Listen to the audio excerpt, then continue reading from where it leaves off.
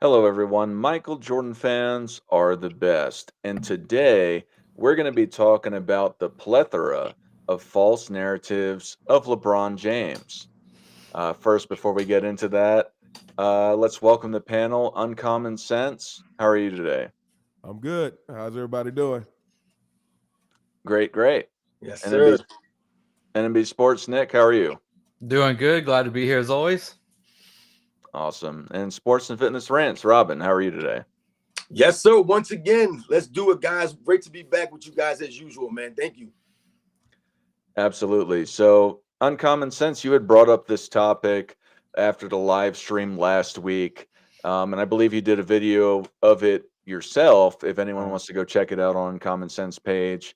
But what do you think is the biggest false narrative of LeBron James? What is the thing that stands out to you the most about the lies?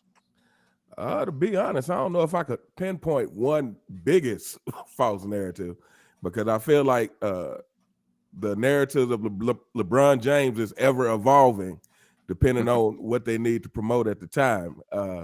Off the top of my head, him being a pass first player, to me, that's one of the bigger ones that I can just off the top of my head. And why do you think that's a false narrative? Because I think, like I talked about before, to me, pass first players are players whose passing, I would say, is contributes more than their scoring. Like players like John Stockton and Magic Johnson. Those are the two players I always bring up first. To me, LeBron James is a convenient pass first player. You know, is convenient when he needs that. But the guy averages 27 points a game. I don't even see how someone averaging 27 points a game could be deemed a pass first player. You know, he's a small forward, and I'm not going to say he doesn't make great passes, but again, I think that's a narrative that's just used to try to promote this all around great player narrative that like I said, that's ever evolving depending on what they need to promote or depending on what deficiency about him they're trying to cover up. Absolutely. Nick, what do you have to say about Uncommon Sense take about LeBron being a pass first player? Do you agree with that he is or not? Well, that's kind of like the style of game that these in LeBron's time, right? Like the 2000s on became a lot more ISO, right? Like he's having the ball in his hands a lot more. And, is he a crafty passer at times? He makes some incredible passes sometimes. There's no doubt about that. But in terms of like a facilitator or like this, like I think he kind of said pass first that kind of gets an offense going.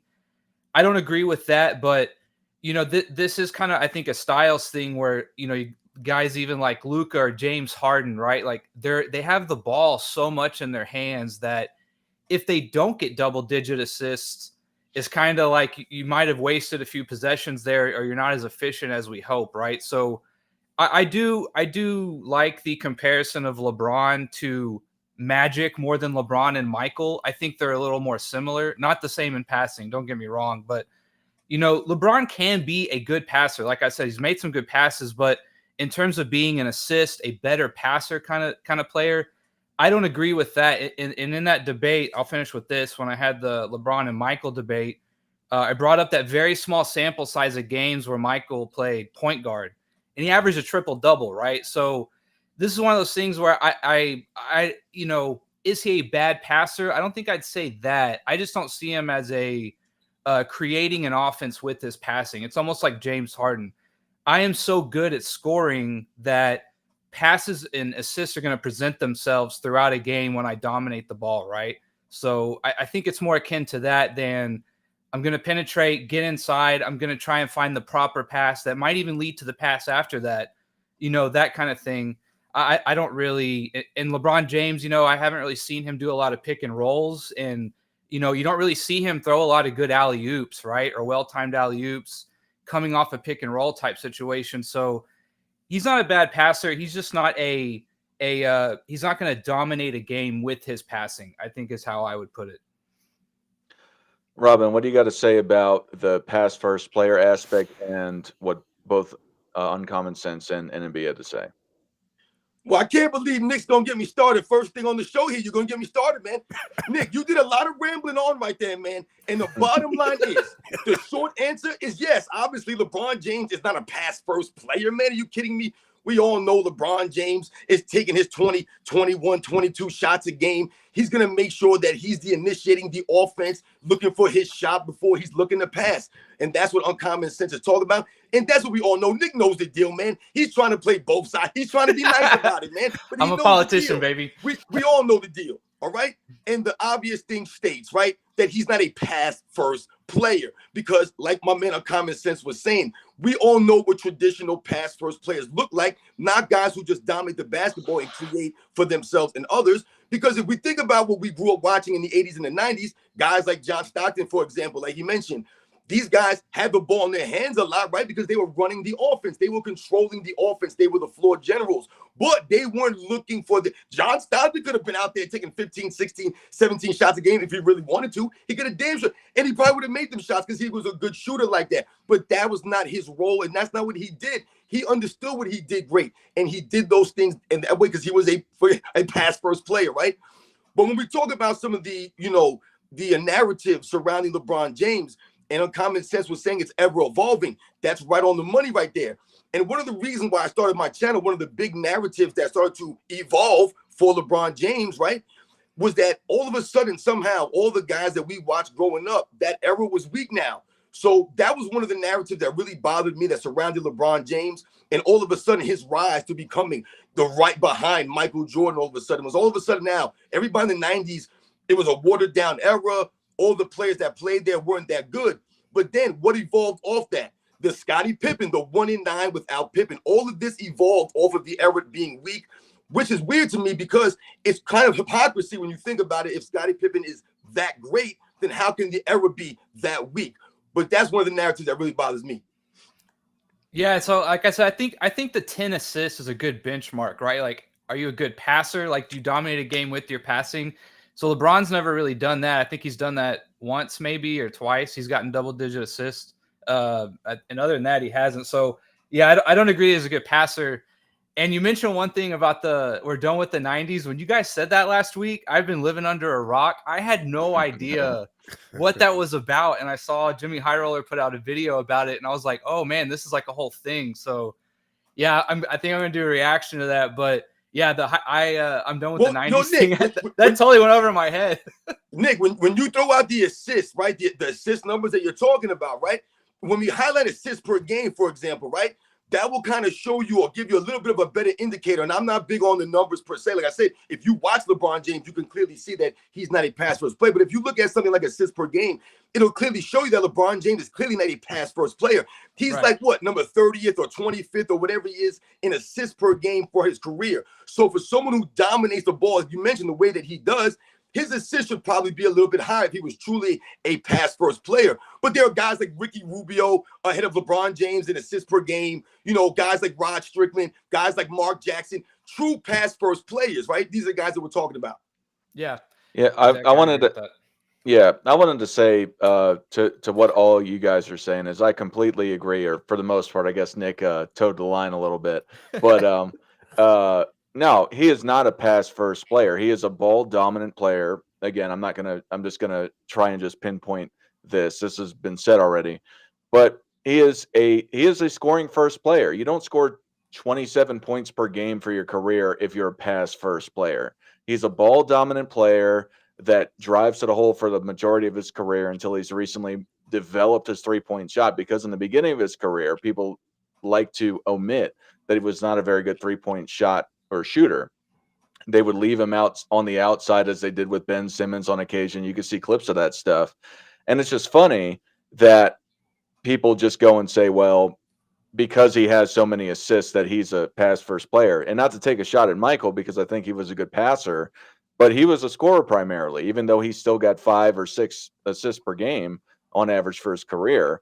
That doesn't make him a pass first player because he had 5 or 6 assists per game. And LeBron had, on average about 1.5, 2 more per game. So how does that equate? They're about the same in respect to their assist to scoring ratio, except a little bit inward for LeBron versus Michael. So I find it laughable when people say that. I agree on common sense that is one of the funniest false narratives that there are, is that he's a pass first player. No, he's a ball dominant player that likes to score. Nick, what is one of your favorite false narratives of LeBron James? Oh man, I didn't come with one of my own. Pass me up, I'll think of one. I didn't come with one of my own. Oh my God! All right, Robin, what's one of your favorite false narratives of LeBron James? No, yeah, like I said, I brought it up. To me, like I said, the disrespect of the eras, not even only just the 90s era in particular, even though we know that's the main era they're attacking because it's Michael Jordan's era, but just, when we think about LeBron James fans, and I talk about on my channel, my man Uncommon talks about it, dog, we all talk about how the LeBron James fans, what do? Right? They like to tear down to lift up. They started this. This is part of the problem, so this it's the evolving thing, right? What do they need to do to make LeBron James look better in whatever aspect we're talking about here? So if we talk about that aspect, them tearing down previous eras to make this era look greater so that it makes LeBron. I mean, think about it. This is how the excuse is losing. What do they say? Oh, Michael Jordan didn't have to play against anybody in the finals. That's why he's 6-0. They excuse the losses by the false narratives once again by saying that the era was weak. So that's the only reason why Michael Jordan is 6-0, right? He didn't earn it. He didn't work for it. He didn't improve his teammates. He didn't push these guys in practice. He didn't work on his game. None of this stuff. The guys that he went against, none of these guys were great. Meanwhile, when I'm growing up watching this stuff, I could have sworn that these were all-time legends that I was watching. Now they're all weak. So that's really what got me to start making videos about this stuff. Because once again, like I always say, we must continue to stand up and stop the lies and the narratives, stop them from doing what? Rewriting the history. And this all starts from LeBron James and his fan club. All right. Uncommon Sense, what do you have to say about the past era was weaker in general, or anything else that Robin said?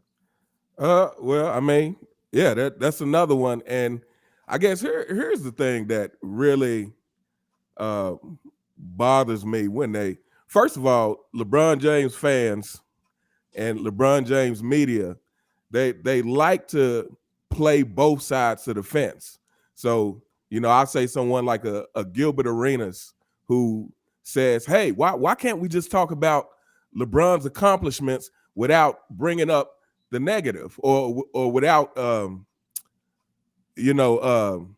trying to tear him down for Michael Jordan? But I'm like, LeBron James fans and the media, that's all they do. Anytime they bring up LeBron James, they immediately bring up Michael Jordan first and foremost. But then the other thing is I've heard just some completely ridiculous stuff talking about how Larry Bird would be too, wasn't athletic enough to play in today's league, which number one, let me say this. I think athleticism is overrated.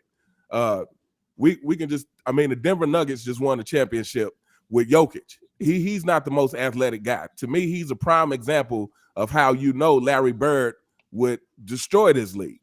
And so, yeah, I think that's just a common thing. And to me, you guys can let me know if you agree or not, but I feel like the tearing down of the older generation really didn't start until they started trying to build LeBron up. And I guess even more importantly, until it became evident that he was not who they try to promote that he was. So then they needed to make excuses for why he's so great. And thus, tearing down the previous generations became a way to try to prop him up because he wasn't living up to what they were trying to say he was. All right. Nick, what do you have to say about the aspect of the 90s being weaker or just prior eras being weaker, and what Uncommon Sense and Robin said about this? Yeah, like I agree with all that stuff, and it made me think of the few things I wanted to talk about too. Yeah, so what I like, this is what I mean when it's like we're done with the 90s. Like I step away for a month and it's like this whole thing all of a sudden, right? And it's like, where did this come from? Like, how did this just go viral all of a sudden, right? And it used to be that the 50s and 60s were the plumbers, and now it's the 90s are the plumbers, and the what's the other one they call them? Food delivery people or something. I mean, it's almost like 20, 30 years from now, they're going to be saying LeBron played with a bunch of podcasters and TikTokers, right? So like, it's just kind of like there certainly are some differences we can look at, right? For sure. Like the way goalposts or goals used to be on wires and, the way they had to dribble the ball, right? There's definitely some things we can look at, but I've just never bought into this, like every 20 years, the athlete just, tenfold gets better or something like that. I think it's increments, and it's kind of hard to separate, I think, from era to era overall in terms of the superstars, right? We're largely talking the superstars here, right? Don't forget Bill Russell and Wilt Chamberlain, like they ran track, dude. Like it to act as if they couldn't play today is just, it doesn't equate with me at all, for sure. But yeah, I think this is like an era thing, like a generational thing. Everyone wants to pretend that they have the best era and players. It makes it fun and interesting, but I don't really buy it. When you use the same narratives that were still here 20, 30 years ago from where we used to say the 50s were plumbers, right? It just doesn't, MJ doesn't have a left hand. Like these things are just it really doesn't hold any weight, and it feels totally AstroTurf to me this time around. I'm not sure, but guys like David Robinson and Shaq, like give me a break, man. Like those guys would absolutely dominate today. Like no doubt about it, right? It's different styles, you could say, but yeah, I agree with that. And the other thing that he made me think of, right, was my personal thing was this LeBron accumulation argument. I'm tired of that argument. I'm just over it.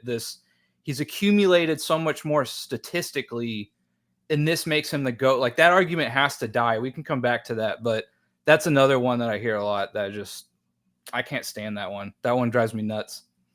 All right. Well, let me say share my take on what Robin had to say about past eras being way worse, because I know that you, Robin, and Uncommon Sense, and I know Nick, you were talking about doing a reaction video to Jimmy High Roller's video.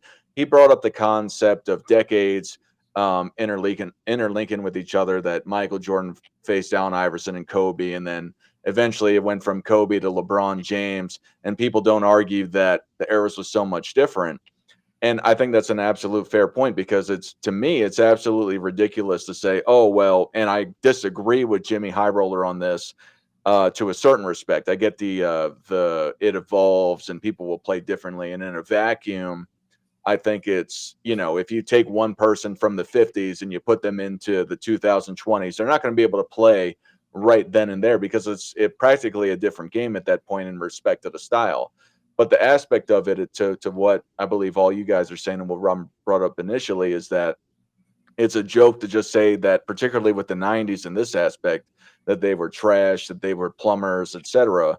It's nonsense. And when people use the side job aspect, everyone, for the most part, I don't want to say everyone, I don't have the numbers to it, but a lot of NBA players own other businesses. So when you go and you just classify them as a plumber because they own a plumbing business back in the 50s or 60s, because there wasn't tech or they weren't podcasters, you have to put in the perspective the times and all of that. And I brought it up before. It's a joke when people try to clown people because they own businesses on the side. People act like they were plumbing during the NBA season when they're traveling every day to go there. And I brought this up before, so I won't go down this road any longer. But it's a joke when people try to clown them for side businesses that they had. They didn't necessarily need them, but they had them just to get extra cash. But to segue into it, Nick, you had said that your false narrative, I'm assuming this is what you're saying, is that the accumulation of stats that LeBron James makes him the GOAT. What do you have to say about that? Me? Yeah, it's your take. So I've made this argument over and over, right? That when we look back at players, correct, we want to know how good was your good, right? When you were humming, when you were at your best, when you had put the physicality with the mental game, right, and all that kind of stuff. how good were you, right? And this is kind of why someone like an Akeem Olajuwon, right? Why he is regarded so highly is because, yes, he was a really good player. The stats prove that. But when he started humming, right, he was so good, both ends of the floor. He dominated in such a way at his peak that he was essentially the best player on either end at times, right? Like he was absolutely phenomenal, right? How good was your good? And LeBron's peak, his absolute best, he just has never dominated like many other players. And that's kind of my biggest knock on him is just, yes, he's had a good average, like no doubt. He's one of the greats of all, of all time. There's no doubt about that. Statistically speaking, awards, accomplishments, all that. But to add because he has all these things and it's more than a lot of other people, it doesn't bear out whenever you think about it. He just has never dominated like so many other players have on offense or defense, right? Like either way, he just has not, and he doesn't have like this what is his pedigree, right? What is his like thing that he's absolutely known for? It's just his physicality at the end of the day, right? Which is impressive, but it doesn't separate him to me in this GOAT conversation. Like that's one of my biggest things is he the best scorer? Is he the best passer? Is he the best defender? Has he really ever been the best at anything? And I don't really see LeBron with the pedigree. His pedigree is chase down blocks. Like that just, he's hit some big shots. Don't get me wrong. I'm not saying he's a choke artist or anything, but his pedigree is a chase down block on Iguodala that didn't even really matter at the end of the day, right? It's just, that's my thing with me is this accumulation. It feels like a cope. This whole, we're done with the 90s feels like a cope. It feels like a backdoor way to dismiss Jordan. And again, they bring up the left hand. That's one of the big things they're talking about now, which Jimmy goes in that video and he was pretty good going to his left, right? So, yeah, like I just hate the accumulation argument. I absolutely hate it. It doesn't impress me, right? Because his peaks are just not there compared to other people, right? So that's my rant on the accumulation thing. All right, Robin, what's your take on all that? I want to touch on a couple of points that everyone's made here. All right, so bear with me for a second here, fellas. Dar, you mentioned something about Jimmy High Roller and the transition from the eras, right? From the 60s into the 70s, the 70s into the 80s, the 80s into the 90s, and how these guys pass it on to the 2000s and so on and so forth, and how, that, can show that, those eras are a lot closer than we want to say sometimes or things of that nature. The problem with that is the mindset of these players. The attitude of these players has changed drastically. So when we're talking about the transition from the 80s into the 90s, for example, the mindset of Charles Barkley and Michael Jordan, Hakeem Olajuwon, Patrick Ewing, Karl Malone, John Stockton, you know what I'm saying? These guys that were coming in around that time, their mindset was the same as the guys in previous eras, the guys who came before them, right? They were trying to live up to that standard. The problem has been going forward now since then, since Michael Jordan's eras, these guys have gone downhill drastically with the mindset and the effort on the court. When they talk about the athleticism or the skills, the way these guys play, the one thing I never hear these guys like a Jimmy High Roller mention, they never talk about the effort of these players. Because the effort, oftentimes, when we're talking about the defensive end, half of your defense is your effort that you're giving. You could be one of the greatest defensive players of all time, but not have any effort on that end. You think Dennis Rodman is great because he didn't give effort? No, Dennis Rodman is great because he was giving the effort. The same with Bill Russell and Hakeem Olajuwon, Michael Jordan, the Scottie Pippens, these legendary defensive players. So when we talk about the effort, that's the one thing that they don't mention when we talk about the transition, the mindset of these guys. I want to talk about something that Common Sense had mentioned when he said about, the narratives and why they start creating these things to help LeBron James look better, right? Because what they're doing is what we've always talked about. They're lowering the bar for LeBron James and a lot of these other guys, right? They're lowering the bar for them. The standard has been lowered down so that they can appear to be greater than they are. So, like we said, what do? They say that Michael Jordan's really not that great. His 6-0, all of a sudden now, all the years that I was growing up, I remember my father always, to this day, my father's 74 years old. He still talks about Michael Jordan being 6-0 in the finals and how he can't believe that he's 6-0 in the finals. This man saw basketball way before I did, and somehow he always talks about Michael Jordan being undefeated. But now Nick Wright will tell us, it's only because the Utah Jazz were nobodies, the Phoenix Suns were garbage, These Magic Johnson had HIV now. This is what we're using, though, even though he was coming off of 2 straight MVP seasons, and he was the runner-up that season. They don't want to mention these things, man. So that's exactly what they're doing. They're lowering the bar so that LeBron James could appear to be above it. When Michael Jordan was playing, the bar was Magic Johnson and Larry Bird. He was just, no one lowered the bar for Michael Jordan to go over it. I never remember hearing people say, oh, Larry Bird, who did he beat in the finals? Magic Johnson? They're nobody. They're garbage. Michael Jordan's playing these guys. They never said that. Never once. Michael Jordan had to earn it the right way, and the reason the people called him the champion. Real fast, just to bring it back, and I agree with pretty much everything you said there, but what about the accumulation of stats that Nick brought up? What's your take on that making him the GOAT? That's exactly what we're saying here. The evolving narratives for LeBron James, right? I remember when LeBron, I don't know if you guys remember this, but I remember when LeBron James went to, when he was back in Cleveland, right? And they won that title in 2016. You know what the narrative there was? If LeBron James wins 3 in a row in Cleveland now, he's greater than Michael Jordan. I remember guys like Shannon Sharp. This is what they were saying, right? Because they were riding high. He just came back from a 3-1 deficit. Then what happens? They don't win. Kevin Durant says, hold my beer, and one-ups him, right, for the Super Team Challenge. Then he goes to L.A. And what happens in L.A.? They say the same thing. He wins the bubble championship. The next season, undisputed, Shannon Sharp, everybody. If LeBron James wins 3 championships in a row in LA, he's the greatest of all. They just keep changing the narrative. They keep moving everything forward. So the longevity that niggas talking about doesn't hold any weight. It holds nothing, man. You know, it's like my cousin Vinny. When he's at the end, he's like, does the defense case hold water? And she's like, no, the defense case is wrong. That's what they're doing now, man. The defense case ain't holding up. The longevity don't hold up. Real fast, this is a really funny handle for coming on this show. Compare Health, Life, and Dental Insurance Solutions. Give a shout out to our sponsor. No, they're in my membership. Shout out to my man, Compare Health, Life, and Dental. They're part of the Sports and Fitness Rants Club. Awesome, yeah. Shout you out for being a member of Sports and Fitness Rants. I'm just pulling you up to say this real fast because I love your handle. The bottom line is LeBron has been massively lifted by teammates as good as him. MJ did it for far less with far less. Scotty's playoff averages, 17.5 points, 7.6 rebounds, and 5 assists was nice. But anyway, I just that handle caught my eye. Uncommon sense. What do you have to say about what Robin and Nick said, and particularly the accumulation of stats making LeBron James a GOAT? Well, this is what I always say about the whole longevity argument, period, is to me, longevity is a category by itself. So if you want to say LeBron James is the GOAT of longevity, that's cool. But longevity can be in anything. Like you can have longevity as a car mechanic, as a computer programmer. Longevity is a category by itself. But longevity itself has nothing to do with the game of basketball as far as how good were you at, again, kind of what Nick was saying is, it's the peak. How good were you when you were at your best, and how dependable were you when you were at your best?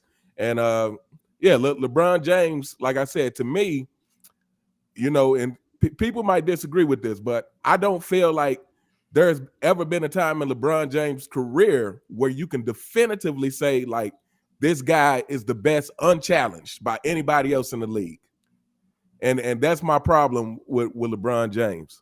Maybe he had a couple of years like that, if you want to give him that in Miami. But again, he's in Miami with Dwyane Wade, and Dwyane Wade is the one who had to adjust his game for LeBron, which I always felt the way. Well, not only did I feel a way about him going to Miami, but I felt the way that Dwyane Wade had to adjust his game to LeBron, because I'm like, you're coming to Dwyane Wade's team.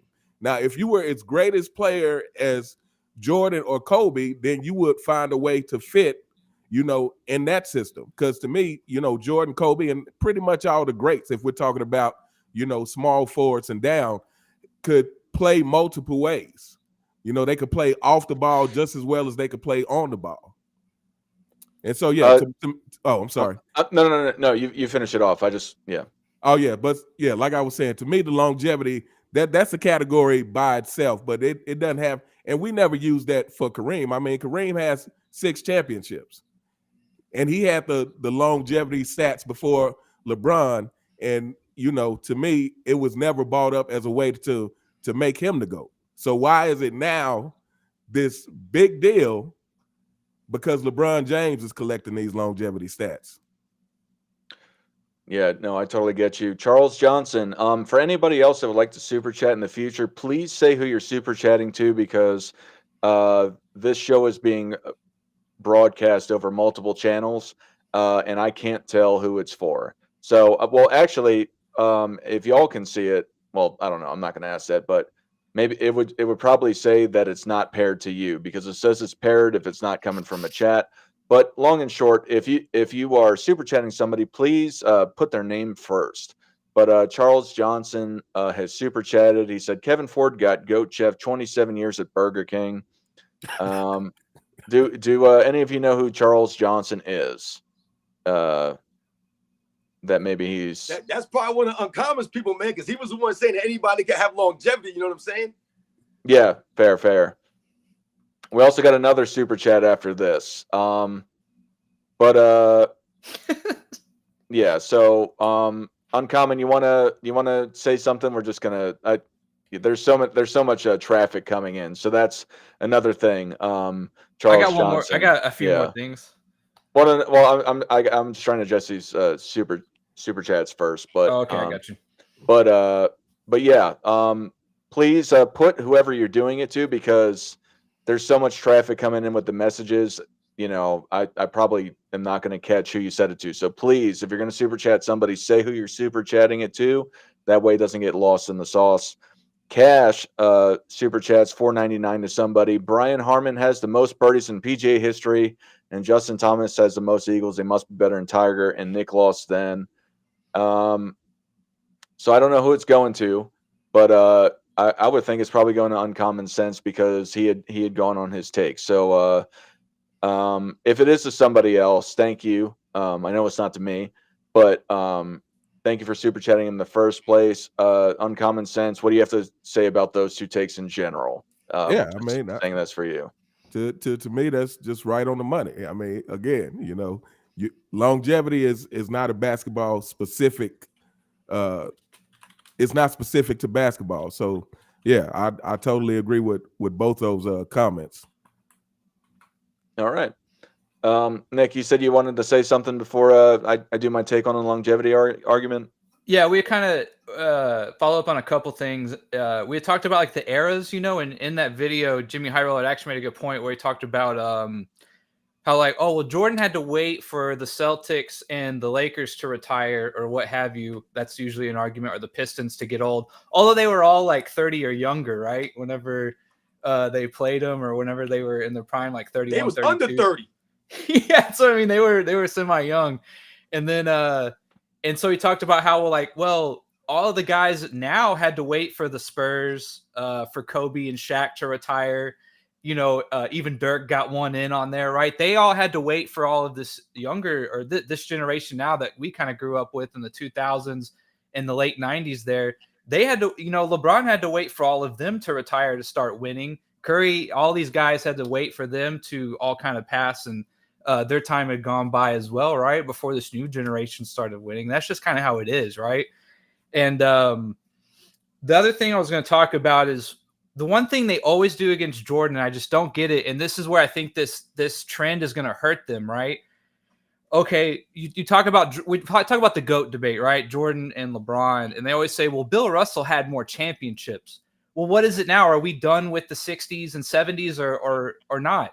Are we moving on and forgetting about that? Or are you still going to use that as an argument against Michael Jordan, right? And that's where I think this might get a little interesting, is you can no longer bring up anyone before Jordan's time if we're going to go with this argument in terms of why Jordan or LeBron is the GOAT, right?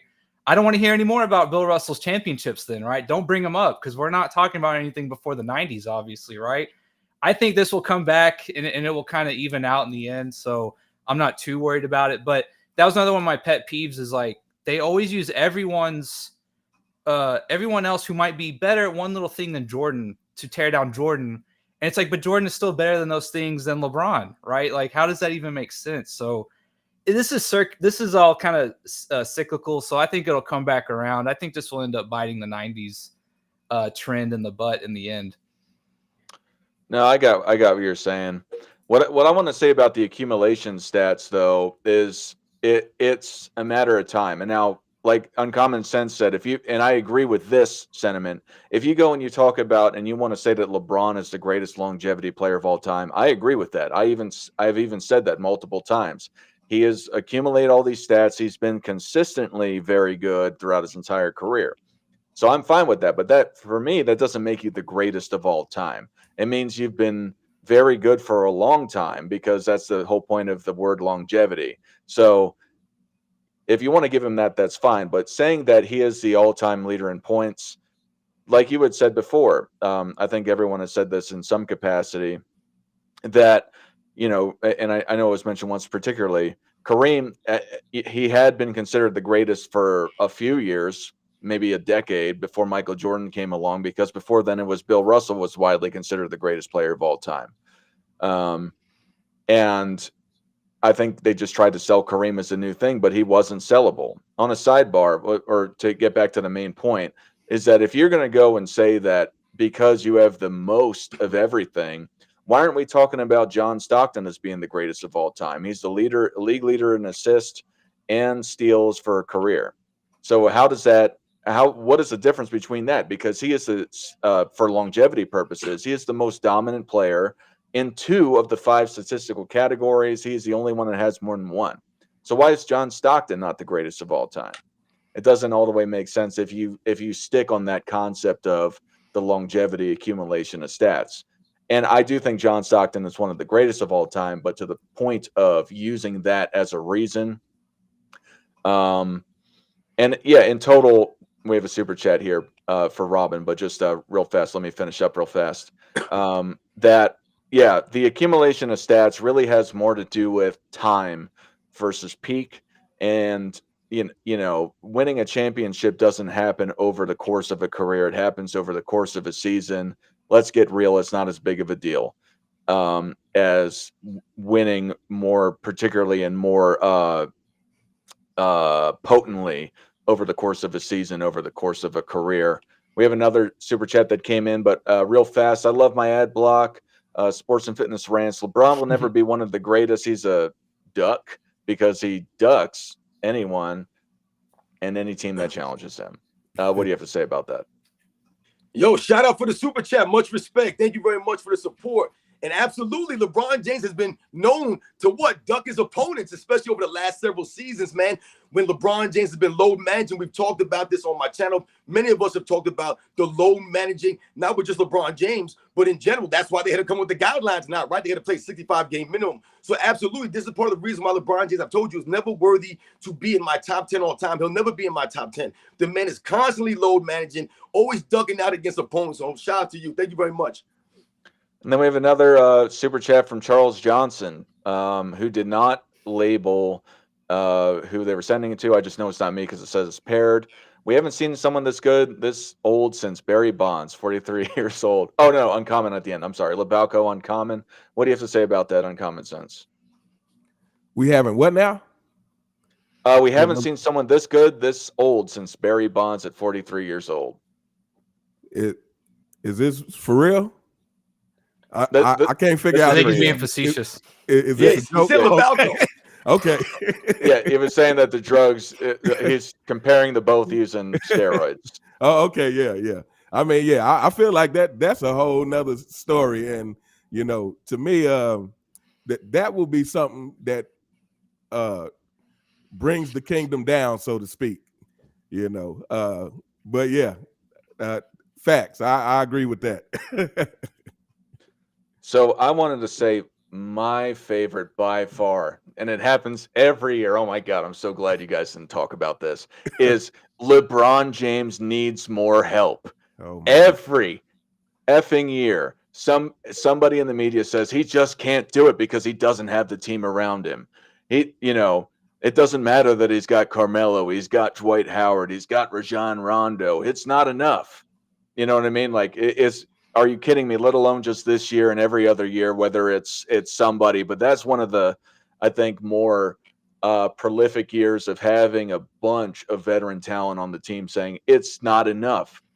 I don't understand. If this guy is so great and he has all this talent around him, and he's had AD on the team, he's had other up and comers, particularly on the Lakers, that have come to be, some of them on the verge of all stars or all stars.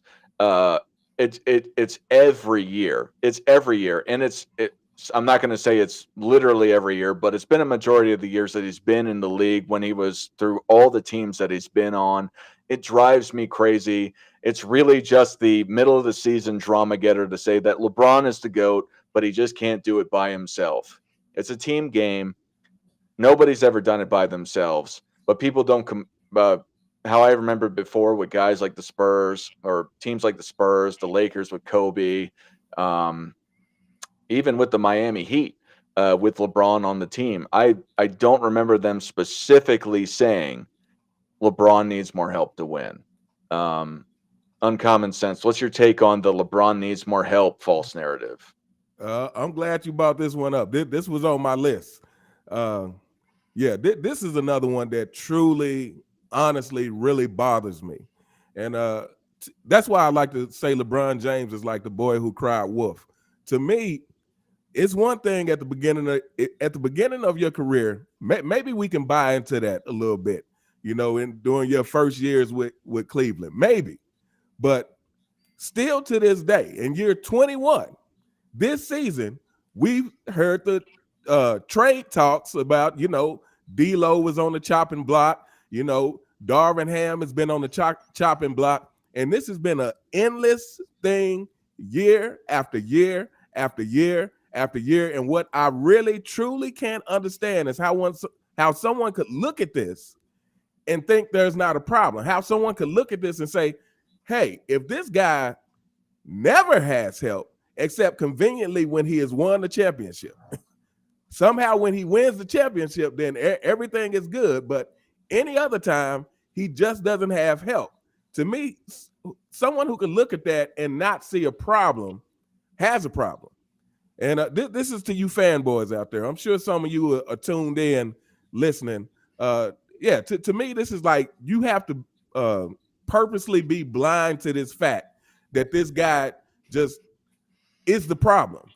If you never have any help, then you are the problem, especially when you've had more control over your career than any other player. Like, you've chosen where you wanted to go. Your coach is on Clutch Sports as well, to me, which seems like should be a conflict of interest.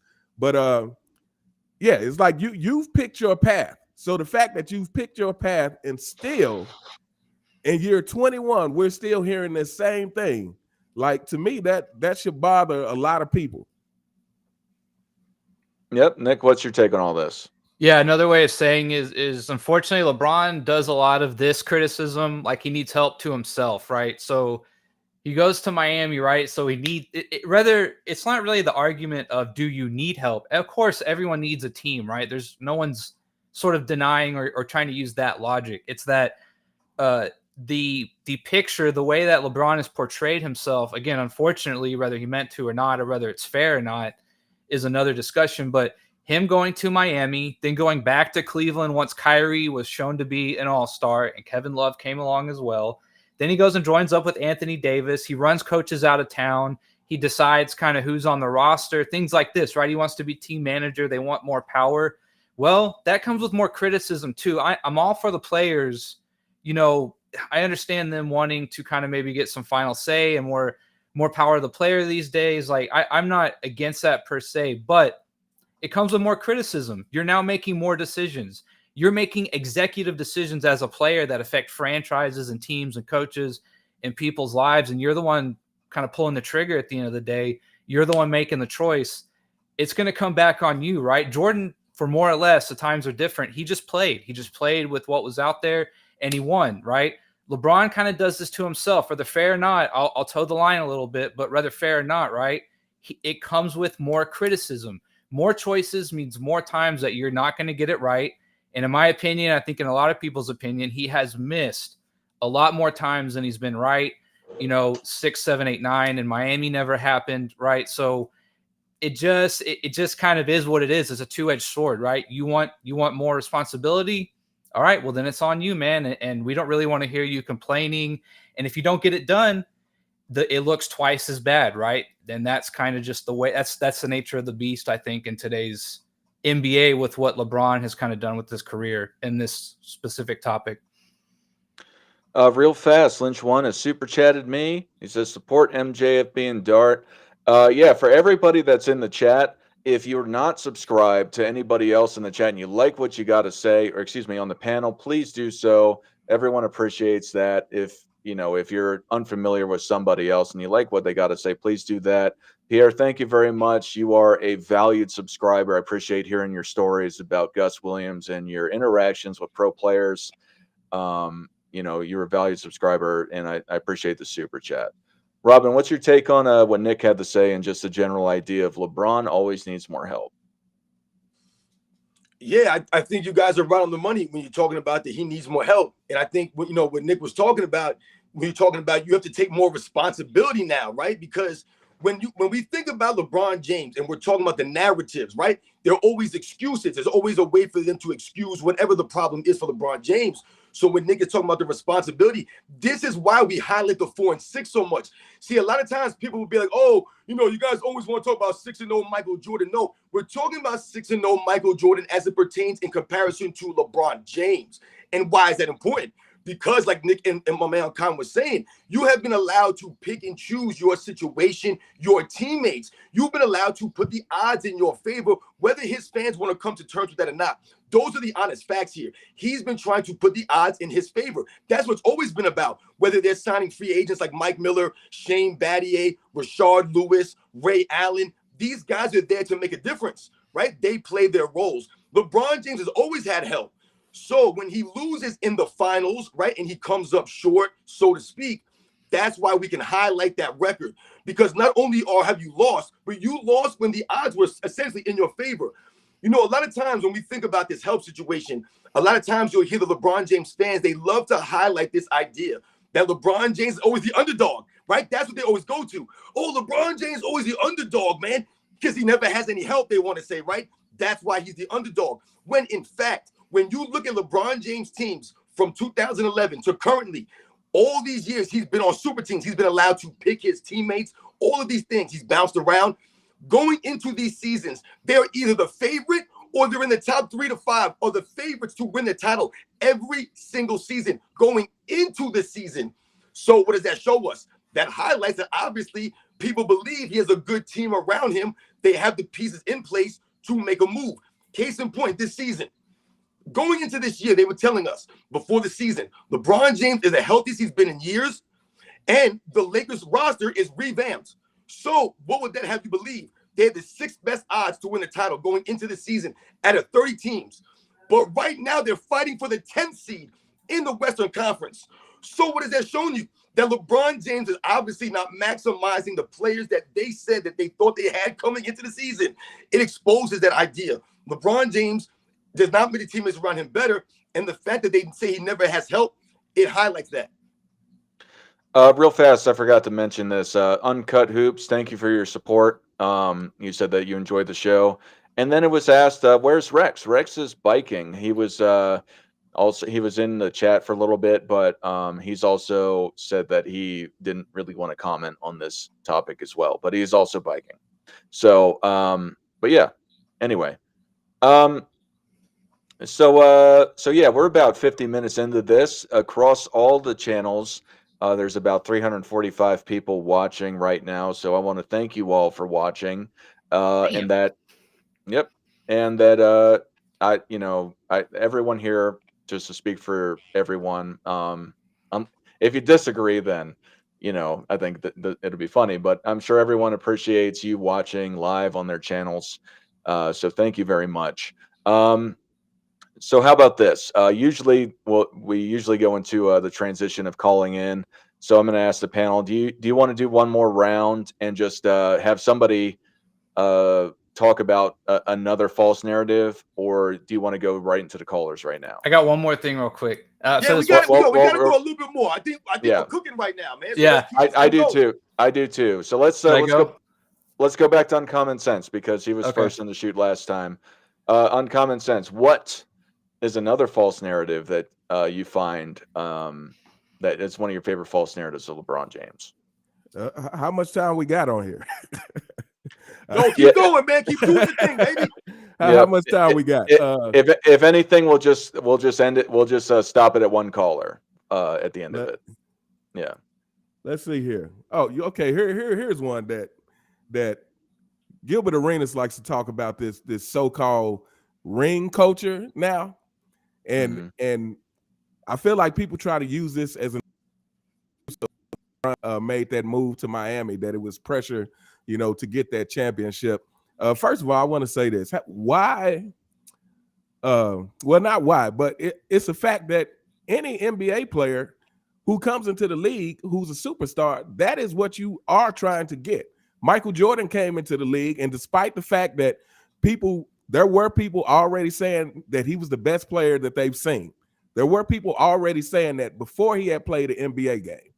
But despite that, he already knew that, hey, first of all, my competition is Magic Johnson and Larry Bird, and I'm not going to be seen in that light until I win championships. To me, that is what you play for. So to me, this whole ring culture narrative that they're pushing, like, oh, well, these superstars are joining super teams because they're being pressured into having rings for their legacy. I'm like, that has always been the case. When have you never not been playing for a championship if you were a superstar? But to me, this is another narrative that they've pushed to try to justify, number one, LeBron James starting the whole super team era, but everybody who's formed super teams since. All right, Nick, what's your take? I know you said you wanted to add something else on. I don't know if you want to wait till the next round for it, though. Yeah, I'll just say real quick to what he said. Yeah, the same guys who complain about ring culture will also say Bill Russell is better than Jordan, right? There's always like a two-edged sword with these guys that they always want to try and pin it on one thing, and as soon as you do that, there's always another example to sort of prove it wrong, right? We're talking about a career and a peak here, right? LeBron has just not hit a peak like Jordan did. It's just, I really don't get why people even try to argue that, right? So, but yeah, I agree that I don't understand. Like, you play to win the game. Like, that's why we all play, right? I don't get the complaint about people wanting to win rings, right? I give up Dirk's MVP for another 2011 in a heartbeat, in an absolute not even a second thought, right? So, yeah, I don't agree with that. Robin, what's your take on that?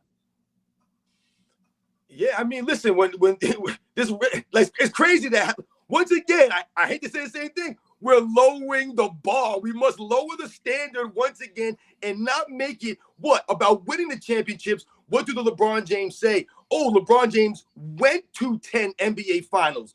That's what they love to highlight. So they're lowering the bar.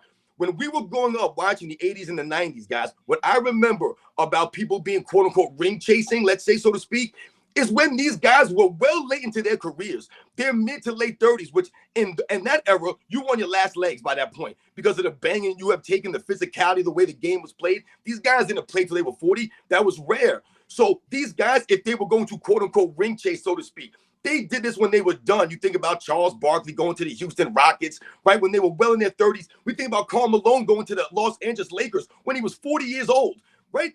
If we think about the ring culture, if these guys want to try to, like I said, use that kind of, like I said, excuse, then Michael Jordan would have teamed up with Patrick Ewing in the late 80s instead of trying to dig it out and go through the Detroit Pistons. He would have asked for Scottie Pippen to be traded. The man folded up in 2 Eastern Conferences in a row, 2 in a row. And Michael Jordan never gave up on this man. He continued to push this man in practice, continued to dig down deep, push his teammates, work on his game. This is what we respected. This is why to this day, I always respected Patrick Ewing and Charles Barkley, Reggie Miller, the guys who didn't win the championships in the 90s because they kept running into a Michael Jordan, right? They didn't team up with each other. Hey, man, we can't be Michael Jordan. Let's everybody gang up against Michael Jordan. No, they had a sense of respect and pride, right? It was a sense of honor there. And we respect them now to this day. LeBron James could have 10 more championships than Patrick Ewing. I still respect Patrick Ewing more than LeBron James. I'm not saying he's a greater player than LeBron James, but I respect him a hell of a lot more the way he went about his career. Like I said, these guys now, they don't want to make it about the championships. So once again, it goes back to Michael Jordan's 6 championships mean literally nothing now. His 6-0 means nothing. And you literally hear the LeBron James, the media, excuse all of LeBron James' losses. He's essentially undefeated, but Michael Jordan is somehow not. Like, what are we doing here? It doesn't make any sense. All right, real fast, Robin, you got super chatted by Animaniac89. He says his Week East Conference competition. What do you have to say about that? Yeah, much respect to Animated 89, man. He's in my sports and fitness ranch club. So shout out to you. Thank you for the continued support once again. And absolutely, man. Listen, we all know this is part of the narrative when they talk about LeBron James going to that many finals. This is part of the narrative, right? The weak Eastern Conference that they never want to tell you about. They just want to tell you that LeBron James was going to the finals because that's how great he was, right? But then at the same time, they want to say he had no help. It don't add up. It can't be both, man. So Animated 89, you're right on the money. The weak Eastern Conference was a big reason why he was able to go to a lot of those finals. Absolutely. Gary, I don't know exactly who you super chatted this to, but you led with Uncommon first, and Robin said that he just did his thing, but he says, big shout out to Uncommon and Sports and Fitness. I love y'all channels. Salute to the other gentlemen as well. Never stop speaking the truth, guys. Uncommon and Robin, what do you got to say about this? Much appreciation to you for the super chat, and definitely believe that the only time I think about stopping this is when the media stops pushing some of these false narratives. All right, Robin, you have anything to add? Yo, same thing, for real. Much respect. Thank you very much, Gary. Shout out to you. Always everybody in the chat for helping us out here, man. Like I said, and supporting the facts. It's about the truth, guys. It's about setting the record straight. That's what it's always been about. Yep. And thank you just for acknowledging me and Nick as well, unless you have something to say, Nick, about it. No, I mean, it's crazy. Everyone's watching. I appreciate the chat. Chat's going crazy. So yeah, it's cool. Chat is crazy, man. It's exciting. Oh yeah, absolutely. I also want to add, just to talk about the ring culture. Yeah, it's to diminish the aspect of people trying to win in a professional sport. That sells tickets, for one, on the business aspect of it. It helps you grow your individual salary that you get, your brand that is so prevalent in today's NBA with the shoe deals, let alone just the other commercial aspects of it. So to say that, oh, this is, it's just ring culture to want to win rings. Duh. Are you kidding me? That's what helps you get more money in the first place. Come on, man. Yeah, and like you're preaching the choir in terms of rings, right? I mean, I know I talk about it all the time, but Dirk in 2011, like without that run, Dirk is probably just never looked at the same, right? He'll always be soft. He'll always be weak. He'll never be a winner. Overrated, overhyped, never lived up to the potential. And 2011 was just not an MVP year, but through the playoffs and what he did, like that catapulted him to a whole nother level. Yeah, and I just wanted to comment on something Robin said.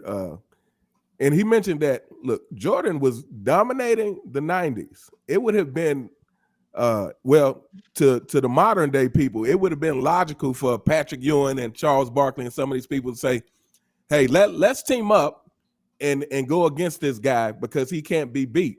But this is actually what happened with Kobe Bryant. Dwyane Wade said as much, that when Kobe Bryant won that last championship, that's what caused him and LeBron to start conspiring to get this Miami Heat team together.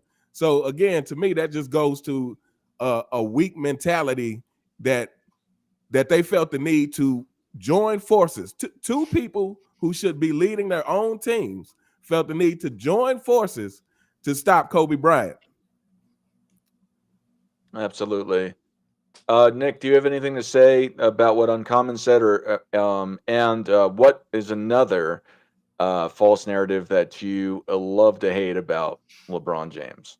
No, I mean, Dirk swept Kobe in that year, so Dirk earned it, right? Like if we're gonna go with that logic, at least Dirk went through Kobe instead of joining up with other people, right? So I definitely agree with that. I remember seeing that article and like, I don't know why you would come out and say that. Like why, it's just that's the part I don't get, like horrible PR there. But the other thing I wanted to complain about was people these days keep saying more skilled, like today is more skilled.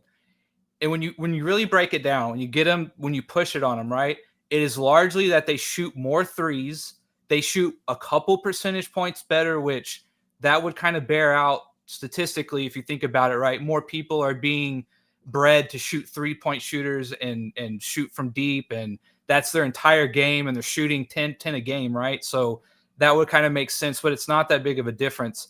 It is largely that, and then it's the ISO game. It's the fact that guys are now Allen Iverson all the time, and they're breaking guys down, and they have a nice bag. Like maybe they do have a nicer bag of moves these days, ISO, than maybe the average guy back in the day, right? But that does not make you a more skilled generation, right? As if Jordan was not absolutely ISOing people 20 feet away from the basket and shooting jumpers over them, right? So that when I hear this narrative more skilled, that's really what it boils down to. They shoot more threes, and they have a decent the average ISO game is a little better than your average superstar. Doesn't mean they do anything necessarily better. Doesn't mean they're a better passer. Doesn't mean they're a better shooter. It just means that they have some nice, nifty moves that look good from time to time, and you ooh and you ah. But like to me, that is not more skilled, right? That is not enough for me to be like, oh yeah, that's a huge difference. The fact that he can cross over and look cool, and hit a jumper, like that's. I'm just not. These are the arguments they come up with for more skilled, and I don't understand it. It holds no weight with me personally. Real fast, James Brickner. Again, I don't know who you actually super chatted, but DC Slim is asking for the link. Please let him on. I will let him on later on. But however, because of the history of DC Slim, you have to promise to be nice, or I will cut you off. But I will let you on in the future if you are number one in the shoot. It will still go in order of who calls in first. But yeah, just address that super chat. Anyway, I know Robin is upset about that. DC Slim, the Kobe guy. DC Slim says, "I promise to be responsible." Okay, well, I'm just telling you, if you are nice, then I'll keep you on. But either way, we're going to keep to the one question format, and I will do that as well. Real fast again before Robin speaks. It says get AOH on. He hasn't been on YouTube in a little while, so he's been on before. I'm sure he'll come on in the future. But anyway, Robin, what do you have to say about the skills aspect of the comparisons of NBA players?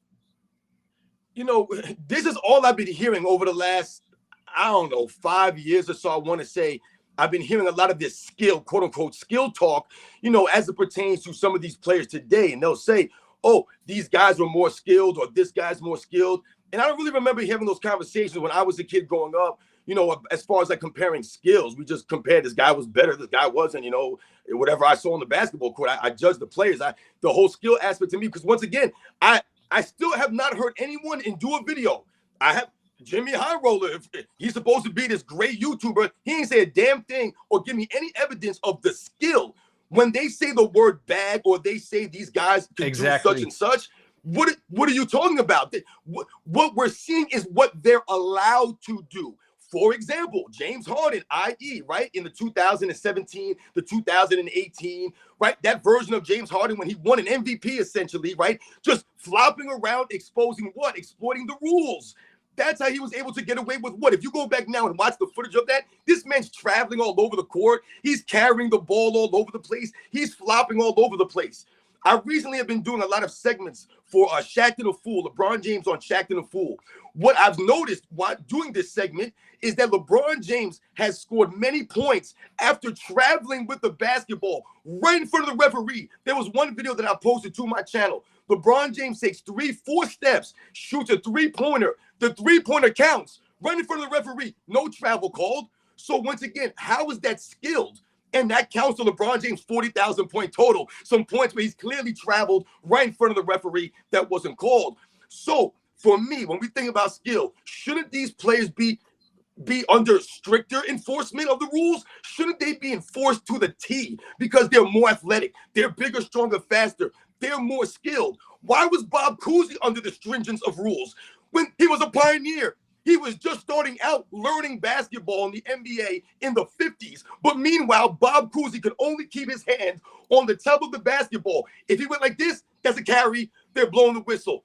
How come Pistol Pete Maravich had to keep his hand on the top of the basketball and create? All these other players had to be more strict with their dribble, with their handle, because they were more skilled or they're less skilled. I'm confused now. If these guys are more skilled, they should be having the tight referees out there. They should be blowing these guys for every little thing they're doing wrong because they're more skilled, right? For example, let me think about football, for example. The football in NFL, they have made the rules more easier, right? More lax for the receivers as it pertains to the defensive guys putting their hands on them. You can't hit these guys when they come over the middle. They're protected now. So what do we see? The passing numbers for a lot of these quarterbacks are through the roof. They're astronomical. So are we going to say that some of these quarterbacks, like a Ryan Tannehill, for example, is a better thrower of the football than Dan Marino? Are we going to say that he's a better thrower of the football than Johnny Unitas? Or some of these other guys who played under different conditions, right? Who didn't have the advantages of bigger windows to throw to their receivers because the guys are not allowed to touch them, things of this nature. So are they more skilled? Or were those guys more skills because they had to play under those kinds of rules where the defensive players could take their heads off, could destroy them, all of these things, the receivers could get manhandled out there, the windows were tighter. Who's more skilled? Yeah, and real fast, retro heat check. You didn't say it to anyone specifically. I don't know who you super chatted, but he says, shout out to the panel. Keep cooking, fellas. I'll just say it for everybody. Thank you, since you specifically didn't say it to anybody, but thank you for your support. Retro Heat Check's part of my membership. Shout out to Retro Heat Check, man, for real. Thank you, man. Super thanks. Coming through once again. Like I said, you guys are true basketball fans. Yeah. And I want to say about the skill thing myself is that a lot of what Robin is saying is that a lot of the rule changes that occurred over time, a lot of people don't account for that. People go and just think that, oh, well, they dribbled on top of the ball because that's as skilled as they were. Or another thing that you couldn't do is you couldn't do a crossover because if you think about it, how are you going to cross over? Because you have to turn your hand this way. It's a travel or it's a double dribble at that point because it's technically a carry. A lot of people don't go and they don't think about these rule changes that occurred over time. That especially once you got into the late 90s, early 2000s, they started not looking at as hard. A lot of people just account that as, oh, that guy wasn't skilled. Look at the old school Pete Maravich videos where he's doing these crazy backwards passes. I'm sure a lot of you have seen these old videos where he's doing all this crazy stuff, which was some of it was illegal that he was doing. But the point of it is that a lot of people pretend that the players of yesteryear couldn't do these things. Now, Pistol Pete was an amazing player, and I'm not saying that he was every player, but even guys like Bob Cousy that Robin was mentioning, the Houdini of the Harwood, if you want to say the first Magic, the first Wizard, if you want to go down all these nicknames of guys like Magic Johnson and Gus Williams, amongst other guys that went through NBA history, look at the comparisons of the nicknames. The guy was a monster. Same with Pistol. It's just funny that people go and just associate because some NBA player who, not to be mean, probably isn't very smart, is going around and saying that this guy is unable to go and do this thing. And not to name names, but I've seen a clip where another NBA player was calling out another NBA player, talking about when he had millions of dollars, how the other one wanted to be a pimp and bringing guns in the locker room. When you're a millionaire, how smart are you doing that? Come on, sucker. Like, let's get real. All right. I'm done with that rant. I'm starting to get a little heated over that stuff. The lowly one. Again, I don't know if y'all know who the lowly one is. He super chatted, didn't say who he was super chatting to. He says, any man who must say I am the king is no true king. That comes the lowly from ones. That's one of my peoples. Yeah, it's a good quote. Yep. You have anything to say about it, Robin? If you have a good ideas for you. Yeah, man. Listen, once again, this is what we're talking about, the self-promotion of LeBron James. This goes to the insecurity of LeBron James, man. That's why you're no true king, man, right? No true king claims himself to be the king. Once again, always projecting what? Insecurity, right? And at the same time, you play the victim. What king plays a victim, right? Can't be both, right? So shout out to you, the lowly one. All right, Robin, what's another false narrative of LeBron James that you want to talk about? Yo, man, I'm about to go crazy with some of these fools in the chat right now because it's insane. Some of the people that they're trying to compare as far as skill wise, I heard someone compare Kyrie Irving to John Stockton, and the person was like, "Who's more skilled, Kyrie Irving or John Stockton?" So let me ask this person, what are we talking about skill wise? Are we talking about availability? Is that a skill? Because I'm pretty sure John Stockton's damn way more durable, and a great leader. Leadership is a skill. John Stockton's a greater leader than Kyrie Irving. But let's think about Kyrie Irving's great skill. What's his great skill? His handling ability, right? The dribbling. Once again, we go back to the dribbling. And listen, Kyrie Irving is a great handler of the basketball. No doubt about it. But let's be real here. Kyrie Irving's a little bit of a street ball, a little bit of an N1 mixtape going on here. He's carrying the ball here. He's palming the ball there. No doubt about it, all right? Now, let's think about John Stockton's elite skill. What skill is he elite at? Well, he just happens to be the greatest assist man in the history of the game. Like when we talk about John Stockton, we talk about skills, man. The thing about John Stockton, and I don't want to ramble on right here, I'll bring up another point. But we must remember about John Stockton and some of these other guys who are not as flashy, let's say, as passers, is the precision of John Stockton, man. This man was surgical with the passes. When people bring up Karl Malone to take away from John Stockton's greatness, and they say, oh, well, John Stockton was passed to Karl Malone. The one thing we must remember here, yes, Karl Malone is an amazing all-time great player, no doubt about it. But when you think about how John Stockton is delivering these passes to Karl Malone, he's on the money every time, man. Karl Malone don't got to reach down to his ankles or his knees or go up high to catch the ball or behind his back. The ball is on time, on target all the time because John Stockton is excellent. His skill at passing is greater than what Kyrie Irving does. Once again, John Stockton also is a great defensive guy who gets many steals. He has a skill at getting steals. So when we talk about skills here, you've been exposed, my man, but I'll digress, man. One of the other things that bothers me about LeBron James, another narrative, is that LeBron James can guard positions 1 through 5. This is one of the things that I've heard about. And, you hear Nick Wright always talk about LeBron James in his 2013. He was runner-up to Defensive Player of the Year by 3 votes. Nick Wright loves to ramble on about that one season. I always ask Nick Wright and the fans of LeBron James, are you going to sit here and tell me that LeBron James was only good on defense for 1 season? Is that what we're arguing here? He only had that 1 season to win Defensive Player of the Year award. The man's been playing for 21 seasons. He could have won a Defensive Player of the Year in any of those other years. No, 2014, no. 2015, no. 2016, no. 2011, 10, 8, 9. How many different seasons is LeBron James supposed to be at his peak, right? Athletically, but he couldn't win a Defensive Player of the Year. Well, they want to mention that 1 season, 2013, when he was on his stacked super team. So once again, we talk about the 1 through 5. There's never been any evidence, once again, to back this narrative up. We talk about Derrick Rose in the Eastern Conference Finals in 2011. The LeBron James fans love to bring up Derrick Rose. Oh, LeBron James shut down Derrick Rose. He did not. Once again, that's a live narrative. But let's say he did. He shut down Derrick Rose in the Eastern Conference Finals in 2011. Right, great on LeBron James, man. He's amazing. But how did he follow that performance up? Well, he followed it up with the most embarrassing performance in the NBA Finals, where he couldn't even stop Jason Terry. That was what Magic Johnson said, not me. Magic Johnson said that. So you're going to say that he stopped Derrick Rose, the MVP winner of that season, but he couldn't stop Jason Terry? He couldn't slow down J.J. Barea or Deshaun Stevenson, Sean Marion. He couldn't guard 1 through 5. He couldn't guard Dirk Nowitzki and take it upon himself to say, you know what, man, Dirk Nowitzki is kicking our butt right now. I'm shutting Dirk Nowitzki down.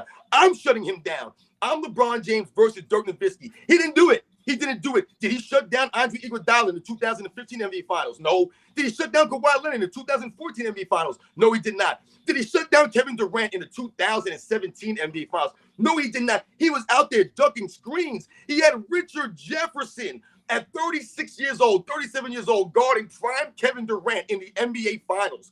And who else did he have guarding him? Guys like Iman Shumpert and J.R. Smith, who were like a foot shorter than Kevin Durant. LeBron James was ducking the smoke. So my man said earlier, he's a duck. Once again, LeBron James ducking, can't guard 1 through 5.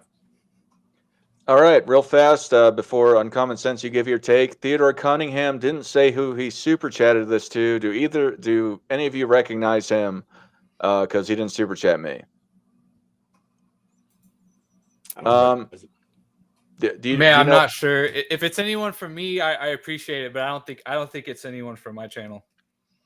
All right. Well, thank you. If Nobody immediately recognizes you, Theodore, but thank you for the super chat to whoever you sent it to, $10. Uncommon Sense, what is your take on LeBron James can guard 1 to 5? Oh, real fast, another super chat without a name. Please, if you're going to super chat somebody, put the name down of who you're super chatting to. We're multi-streaming this across all of our platforms. LeBron achieved the game his entire career. They love to discredit Curry because of KD, but overlook LeBron in Miami. Help me understand this. Does anyone know Jod B? All right. Well, thank you, Jod B, for super chatting. Whoever you sent it to, I'm sure they appreciate it very much. But Uncommon Sense, what is your take on LeBron James can guard 1 through 5 and just said he's a great defender in total? Yeah, I always like to say, to me, people love to define LeBron from a couple of great defensive plays he's made, but LeBron James has never been a consistently great defender. He has made some great defensive plays, but again, I always say he hadn't made a defensive team since the Miami years. Whenever people bring up, like, for instance, Michael and Kobe having nine first all-team defense, then they bring up, oh, well, LeBron James has 6, but that's not completely true. LeBron has 5 first-team defense. You know, that he has 6 times where he made the defensive team, and that's 6 out of 21 years.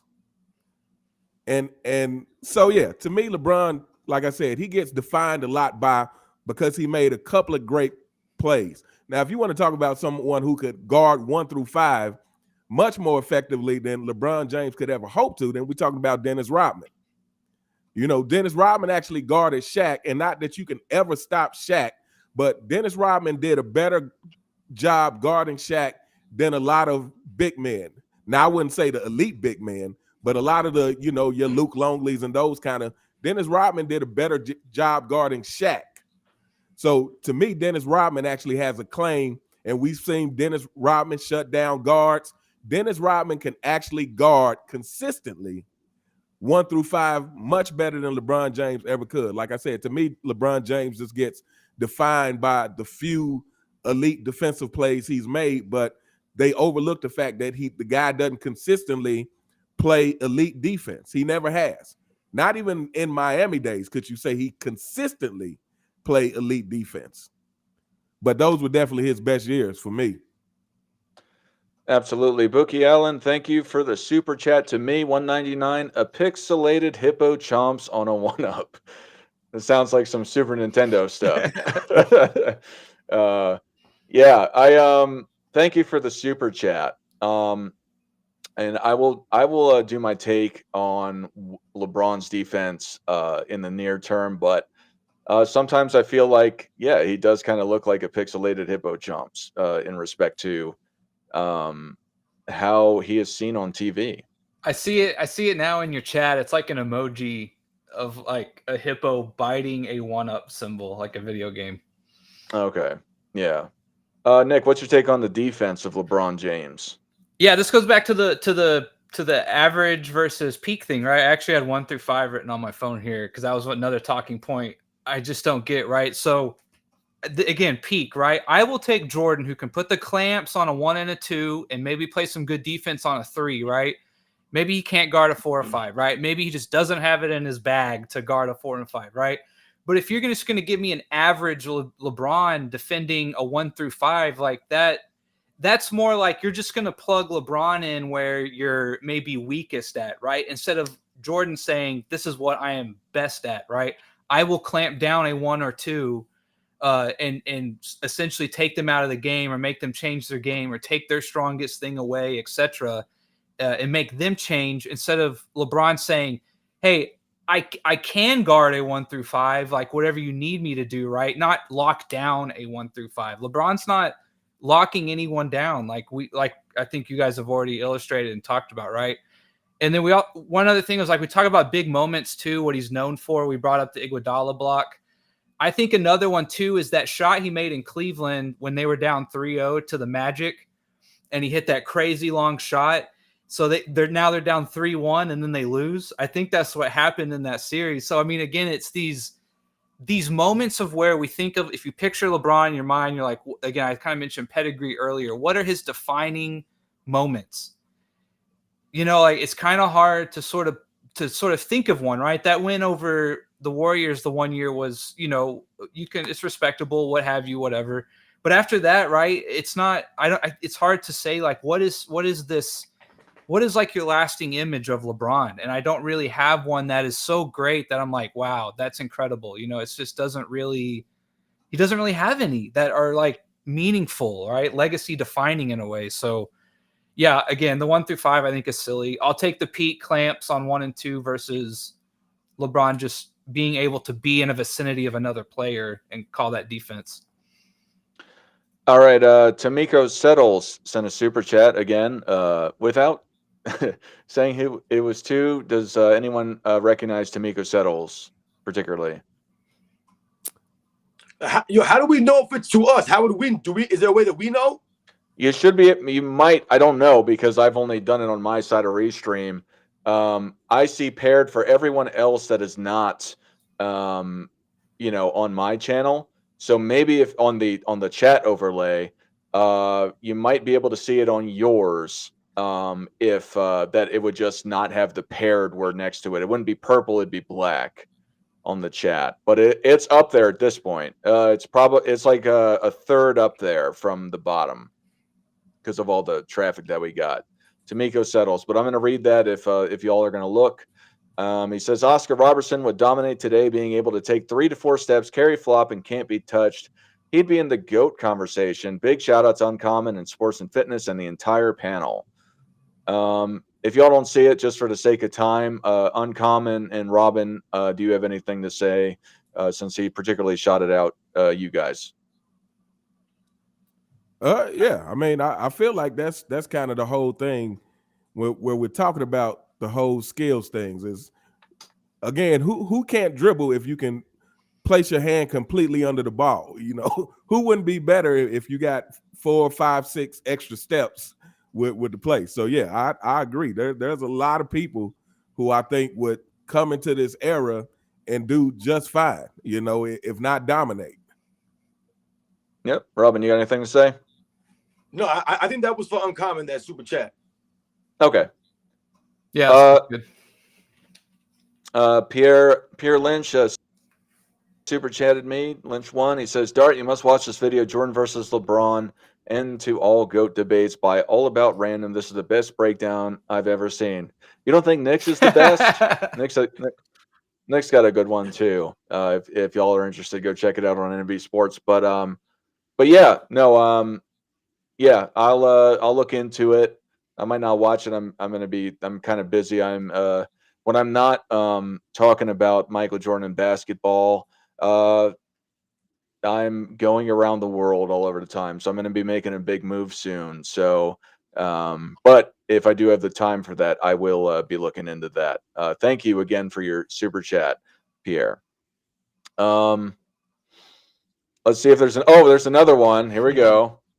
Super chat to Sports and Fitness and Uncommon, 2 of the best. You can only do it to one, to my knowledge. So I think it's Sports and Fitness. Sports and Fitness keep hitting them fools over the head with real knowledge. MJ23 forever. Top 10. MJ, Wilt, Kareem, Magic, Bird, Duncan, Kobe, Hakeem, Shaq, Russell.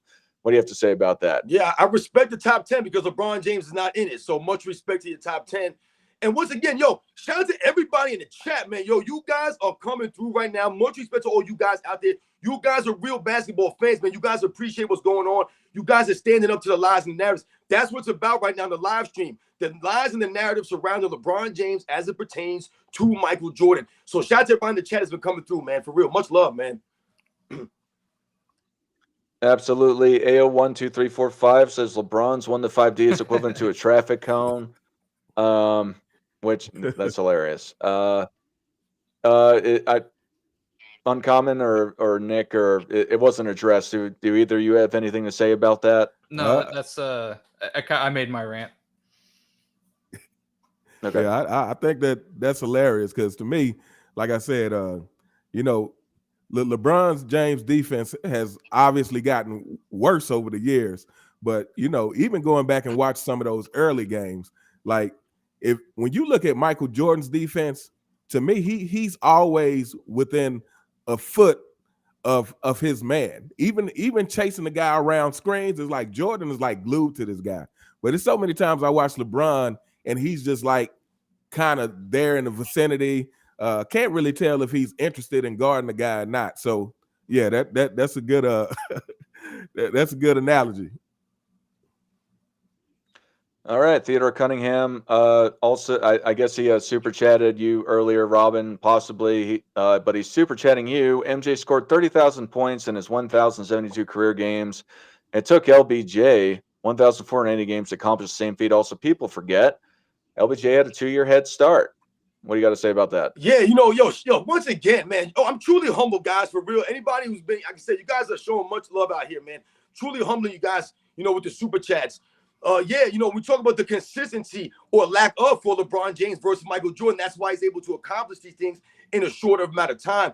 And the potency of Michael Jordan scoring the ball. LeBron James has never been a potent offensive threat. He doesn't have the well-rounded game like a Michael Jordan, like some of the other great scorers, right? A James Iceman Gervin, a George Iceman Gervin. Some of these other great scorers, that came before, Michael Jordan. Some of these guys, like I said, they had the well-rounded games. LeBron James have been potent. That's why he doesn't have that many 50-point games. He had that 40-point game last night, right? If you go and look at LeBron James' 40 and 50-point games, it's not impressive at all for someone who's been playing that long. He's not a potent offensive threat like that. He's just not. So once again, that's so true. The Agony TV. Please, again, if y'all are trying to super chat us, please address who you're sending it to. I know it's not to me. If y'all know who he is, please answer. Uncommon, let's not play. LeBron has some superior skills. He can make a crown with his hands like no one else. What do you got to say about that, Uncommon Sense? Yeah, I'm shout out to the Agony TV. I'm assuming he's talking about the little crown gesture that LeBron James likes to do. Yeah. To me, again, these are the kind of things that, outside of your ridiculousness on the court, that just make a lot of fans just not like LeBron James, as a person. Is this constant need to prop himself up, even though he says that he doesn't like praise, but it's like LeBron James and the whole let me not say the whole LeBron James fan base, but definitely the fanboys. They double talk a lot. They talk out of both sides of their mouth, and a lot of times they say one thing and don't realize it's in direct contradiction to what they just said. So, yeah. Yeah, real quick, I want to follow up on that because I've talked about this before. I think we talk about Air Jordan, right? Like, it just seemed like Jordan was just Jordan. Like, he was just playing. The marketing outside of it seemed effortless. Like, it wasn't something he was thinking about, right? It was just something on top, right? And of course it blew up because he was as good as he was. But like with like LeBron and the Migos and like always reading a book, like all his whole persona just feels so forced sometimes. Like he is constantly trying to think about his next move. And it feels like Jordan just did it. Jordan was just prepared. And so whatever happened. He was ready. LeBron, his ego and persona just feel so plotted. Everything feels so scripted, right? I think that's one of the reasons why me personally, like, I just don't like LeBron. Just like, again, LeBron hasn't gotten a DUI or done anything crazy, right? He's not like a horrible person or anything like that, right? But his basketball persona just feels so scripted. I don't like it. Yep. Absolutely. Hope and Peace has super chatted me $20. Thank you very much. Again, I appreciate your comments, your perspective, and you consistently coming back to my channel. Thank you for being a loyal subscriber. It's awesome. Thank you very much. Real fast. I want to, just before I get into what Robin was saying about the defense. That was one of the things I thought about bringing up, Nick, but there's not enough evidence to say he is not the squeaky clean guy at this point. However, I think it'll come out in the future, but that's just maybe so. But you know what I mean? Like, he, for the most part, right, considering he's been under such a spotlight and he gets a lot of help, don't get me wrong, but is he like an evil person? I mean, I guess you could bring up like China and stuff like that maybe, but You know, and No, maybe some listen, stuff will Nick, come out. don't get me 100%. started Some right stuff now, might come man. out. You never know. Don't get me started right now. Listen right now. Listen, I saw somebody in the chat say something about how could, like, they said that I don't have a basketball reason to not have LeBron James in my top 10. And this goes along with what Nick is saying right now about not being an evil person or a bad person. That falls right in line with the LeBron James fan club when they say we're hating on LeBron James. This is never hate. Okay, Yeah, listen. exactly. LeBron James has cheated the game, though. This man is flopping at a high level. We know that for a fact. We know for a fact, we have the video footage. If you're flopping at that level, at that, like, you're one of the elite players in the history of the game. Why are you flopping so much? That's cheating the game. So absolutely, I can take you out of my top 10 for flopping. I can also take you out of my top 10 as it pertains to you not working on your overall game, right? Not respecting the NBA game like that and always forcing your teammates to fit around your system. I can disrespect and not put you in my top 10 for that. Forming the super teams, all of this stuff, standing around on defense. Bro, are you kidding me right now? We have minutes-long video of this stuff. So LeBron James has lost the respect of the people, and that's why he's asking for the respect. And all that pertains to basketball. That's not personal. LeBron James walking off the court early, that shows a lack of sportsmanship. That's a basketball reason to not have him in my top 10. And someone, real quick, someone said Michael Jordan is a sociopath. That might be, but he's not annoying. So, you know, he gets a pass. All right, Tamiko Settles goes and he super chats Uncommon Sense for another $10. For Uncommon Sense, you mean to tell me that LeBron is 4-6 in the finals, and he's had a super team almost every time? The supposed GOAT can't win more with more talent. House sway. I don't get that, but I guess that may be a thing at the times. What do you have to say about shout that? out to Miko Settles. Much appreciation for the $10 super chat.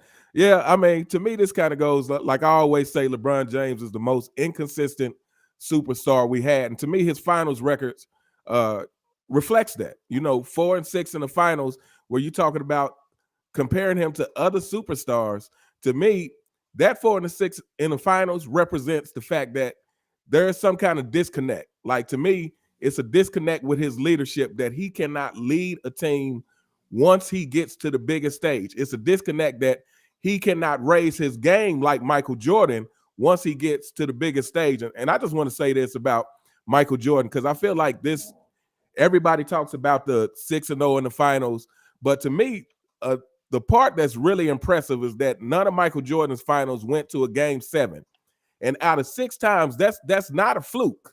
To me, that really shows you that the higher the competition, the better Jordan got. And he got to that point to where he was really trying to keep his foot on your neck.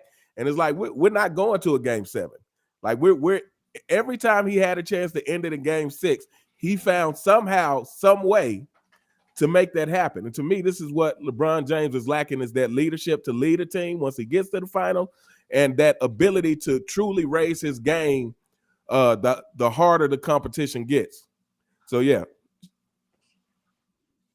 All right, I think, because there's no more super chats incoming, that I can get to my defense part of LeBron.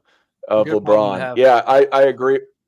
It is a good problem to have. And thank you again, just to speak for everybody. I'm sure everyone feels the same way. Thank you for your support with the super chats and just being here in the first place. Amazing stuff. But yeah, with the defense, the LeBron James is such a great defender. He can defend 1 through 5. Yeah, anyone can defend 1 through 5. It just depends on how well you do. I never saw one guy that I want to reach out to, just for spoiler alert. I never seen him defend Roy Hibbert very well, who would smoke check him in the early 2010s. I never really understood that. And like Robin was saying, in spots, he couldn't stop these small guards. He was famous for guarding Derrick Rose. I believe it was during a conference finals. But to the point of it is that, yeah, I think it's extremely overrated. I'm not going to go on a long rant about this. I think it was well said about you guys, but definitely overrated. He's a good defender, but the best defender of all time, I don't think I've heard that. But to say that he is a better defender than Jordan, I disagree with that, amongst others. The Dennis Rodmans, which was mentioned as well. But another favorite one for me of one of these false narratives that has been brought up over time is that LeBron James is the greatest finisher at the rim of all time. I'm sure everyone's heard Oh about yeah. that one. My God, that's a joke. Let's just bring up some people at the top of the list. What about Shaq? What about Michael Jordan? What about even lesser guys of their ilk like Dwight Howard? Um, who finished stronger at the rim? And you don't even have to look at the stats. Generally speaking, centers, especially great centers, finish better at the rim. Um, that is one of the funniest things that I've ever heard is that he is the greatest finisher at the rim of all time. Um, it's just a flat out joke at this point how they try and sell him. Uncommon sense. What? Well, actually, let's do this for Robin real fast. Another super chat came in. 10 US dollars to Robin and all. Thanks for the efforts. What do you have to say about that, Robin? No, man. Listen, thank you to everybody out there. Listen, I've never seen the chat blow up like this before, man. I am very humbled, man. I told you guys before, man. I'm not here for the money or the fame. So anyone who's ever donated money to my channel, like I said, I know you guys feel the same way, man. It really means a lot. So thank you very much, man, because it's very important that we do this, man, for real. Absolutely. And yes, thank you. My favorite handle in here right now, Compare Health, Life, and Dental Insurance Solutions. Shout out to our sponsor again. Uncommon sense. Yep. Uncommon sense. What's your take? Oh, I'm sorry. Here's another one. Markivan Black. Why did LeBron James another 20 points per game player the team? Is that for you, Robin, or yeah, Markivan Black. I recognize the name. I'll just say, see, we talked about this on the channels, man. LeBron James always needs another star, another leader of a team to help him out. So, Markivan Black, you run the money, man. Once again, another true basketball fan. Thank you very much, man. Once again, thank you for your continued support. And Michael's the only player I think to win a ring with only one other player averaging double digits, I believe, right? I think those are the facts. 1997. Mm-hmm. All right, Uncommon Sense. What's your take on LeBron James being the greatest finisher at the rim of all time? Yeah, to me, when I hear that, that's just one of those sidestepping narratives that they try to use when he doesn't stack up to Michael Jordan. It's like, oh, he's the greatest finisher at the rim. Oh, he's the best all-around player. First of all, how do you prove he's definitively the greatest finisher at the rim?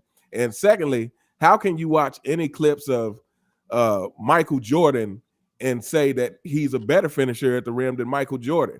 Number one, Michael Jordan could hang in the air. So to me, he was doing stuff that we will not see duplicated. We haven't seen duplicated. When I see LeBron James, I mean, he's not the greatest finisher at the rim in his own era. So, you know what? Kyrie Irving is a better finisher at the rim to me, if we're just talking about a skilled finisher at the rim, than LeBron James. So, yeah, to me, that's it's laughable, really. Let me be devil's advocate here a little bit and stir it up a little bit. Don't you do it. If I had to put myself in the mind of a LeBron fan, right? There is one thing to be said about someone who is 6'9", built like a linebacker, a 36-inch plus vertical, right? There is something to be said about that, right? A Sean Kemp and maybe even more, right? A little bit more physicality, right? So if I had to give them something, I will give them that. Seeing a guy who is 6'9", like a linebacker running down the middle of the floor, that is impressive to watch. Like, there's no doubt LeBron has had some incredible dunks, right? But when we talk about finishing, that's a little bit of a different word to me. It's not just power and athleticism, right? In terms of a layup finishing package, I don't really see it like that. It's for LeBron, it's just hitting an angle and you're just going, right? There's no kind of finesse finish, underneath the rim kind of thing, taking contact and flipping it up over your head or something. It's just brute force, right? So if that's your angle, I can see it. But in terms of a finisher finesse, I don't agree with that. It's more brute power, right? Just running at an incredible rate. Jordan was more hitting angles, seeing the defenders hanging, like he said, taking contact, finishing left and right, behind his head, or, behind his back, all kinds of stuff like that. So depending on what you mean, I'll play devil's advocate a little bit. I'll go with, if you just mean a straight down the line, brute force, athletic, guy who weighs 250 pounds jumping out of the gym. There's something to be said about that. There's no doubting LeBron's physical metrics, right? So if that's what you mean, I'll concede a little bit. But in terms of a package, when I think of finisher, I think of like the term layup package. I think we hear a lot, right? I don't quite see it like that. So depending on what you mean, that's kind of how I stand. Oh, I think I might have missed a super chat. I'm sorry. I think I had it up a second ago. There's so many. Thank you all. Did I do this one? Travis Bones, LeBron James averaged 18 points in the 2011 finals. It wasn't even. I did that one already. Oh no, I was agreeing. I was agreeing. Oh, with okay. Super Chat. He was the third best scorer of that playoffs on his team. He got outplayed. So Travis Bones, you didn't address who it's to. So unless either of you know who it's for, then yeah. I mean, I agree. Yeah, and if you just put our initials at the end, we'll be able to tell. So it doesn't have to be the whole name or anything. Yeah. Robin, what do you have to say about Nick's take? But thank you, Travis Bones. Thank you very much. Well, I think Nick's take is accurate, but once again, we have to also take into account when LeBron James is playing right now. So when Nick is saying he uses his size as his advantage, right, to score and be, effective down low and be a finisher at the rim, he's doing this oftentimes when he's the biggest player on the court. So when we think about it that way, right, and we think about the percentage that he actually does shoot finishing the ball, if we look at it and compare it to other great big men, right, because now we can compare him to big men now, because at 6'9" in this era over the last 5-6 years, there are times on the court, he's the biggest player on the court. If Anthony Davis on the court, they're the biggest guys on the court, him and Anthony Davis. So we think about his finishing that way. Now this once again exposes that LeBron James is really not that great of a finisher. How many times have we seen LeBron James airball layups? I've seen LeBron James airball layups where he hits nothing but the backboard. That's an airball layup when you don't hit the backboard with no rim. I've seen LeBron James do this several times at 6'9" when he's literally the tallest guy on the court. So if we compare his field goal percentage to a big man, a center, a power forward, then LeBron James doesn't look that great of a finisher to me, right? When Uncommon talks about a Kyrie Irving and the creativity of a Kyrie Irving, that's why he's a better finisher. He can create differently. He's able to use the English off the backboard that LeBron James can't use. But the thing about LeBron James, not that he's not a great finisher, he's not a consistently great finisher. That's the problem for LeBron James. Like I say, when you're airballing free throws and you're airballing layups, these are the kinds of things we're talking about. This is why he's not consistent in really any aspect of the game. There are nights that LeBron James will hit 6-7 3-pointers. And then the next game, he can't hit a lick from three. The inconsistent game of LeBron James, his finishing ability, if we want to compare it to Michael Jordan, I mean, he's nowhere in the stratosphere of a finisher at the rim than Michael Jordan. I'm talking about above or under the rim. Michael Jordan could do it either way. The creativity, the excellence, the consistency of Michael Jordan finishing at the rim. When Michael Jordan drove to the rim, if he went to shoot it, you pretty much assumed it was going in. With LeBron James, you don't have that same warm, fuzzy feeling in your stomach when LeBron James is shooting the ball. Do you know? Because LeBron James is not consistent like that, man. So although he's a great finisher, once again, this highlights what we're talking about right now with the narratives and how it bends and changes, like we talked about earlier, to fit the narrative, right? These things always are shifting. What did Skip Bayless start calling him? The greatest driver of the ball, right? That's another way to kind of say that he's a good finisher, but not saying he's a good finisher because he's really not a great finisher compared to Michael Jordan and some of the other all-time great finishers. Give me Dr. J going to the hole over LeBron James. I don't care what they say. He's more creative. He's going to finish the play. Like I said, LeBron James a lot of times avoids contact at the end game scenarios. So his mindset changed at the end of these games. Look what happened in Denver last season. Nick, did he use that physicality to bully his way into the paint? No. He started to try to do these fadeaway one-legged threes, these off-balance shots. He's getting stripped by Jamal Murray. Jamal Murray, who's 6'3", he let him strip him. This is what we're talking about. LeBron James has a problem, like I said, being a finisher. Real fast. I don't want to jack up your name, but M Black, name someone else that joined 20-point per game, established players to win their first chip, then double back with another team, doing the same thing. Salute, Sports and Fitness Rants. I believe that's to you. Durant tried. Yo, much respect to Markivian Black. Once again, like I said, I'm truly humble, guys, but all support out here, man. And this is more the same with LeBron James. When they say that he doesn't have any help, he obviously has had help. Whether you want to look about the thing about the numbers or just watching the video footage, it's all there. He's had help. Let's think, if LeBron James didn't have help, then Ray Allen doesn't make that shot, right? Then all of a sudden he only has 2 championships. If he didn't have help, then all of a sudden they don't make that 3-1 comeback in 2016. Kyrie Irving was sensational in those finals. LeBron James has had help, because if he did not have help, then he would probably only have 1 really championship to speak of. All right, real fast. If anyone wants to call in, we're about to start the call-ins. I have something to say to what Nick was saying a little bit before too. But if you want to call in, the easiest way is to call in from my channel, so you can click the link. If you like what I have to say, I'd appreciate you subscribing to it, but it's not anything like that. If you don't want to do that, that's fine as well. However, the easiest way is to come to my channel real fast and call in by the link, so you could just click it. Otherwise, you can just type it in. We got another super chat from Wow, man. Wow. Oh, the Agony TV. This is to Uncommon Sense. LeBron's size wouldn't count for much in the 90s. He has no moves and always avoids contact. What do you have to say about that? That's facts. I mean, it's funny that you bring that up, because last night I was actually watching LeBron James documentary. And what always, to me, is a glaring thing with LeBron James highlights is 80% of them, his finishes at the rim are wide open. His finishes at the rim are wide open. So, to me, again, when they're talking about he's the greatest finisher at the rim, greatest driver of the ball, he couldn't do that in the 90s. You can't do that, number one, when they were actually playing defense and when the game was set up so that people were guarding the painted area. So, yeah, shout out to the Agony TV again. Matter of fact, if y'all are not subscribed to him, go subscribe to the Agony TV. He has some interesting content up there. I'd like to say something real quick if I can. Just real fast, Nick. For the people that don't know what my channel is, you could find it at Michael Jordan Fans Are the Best. You could probably find it at MJFB also. And then after you go, Nick, there's another super chat that came in.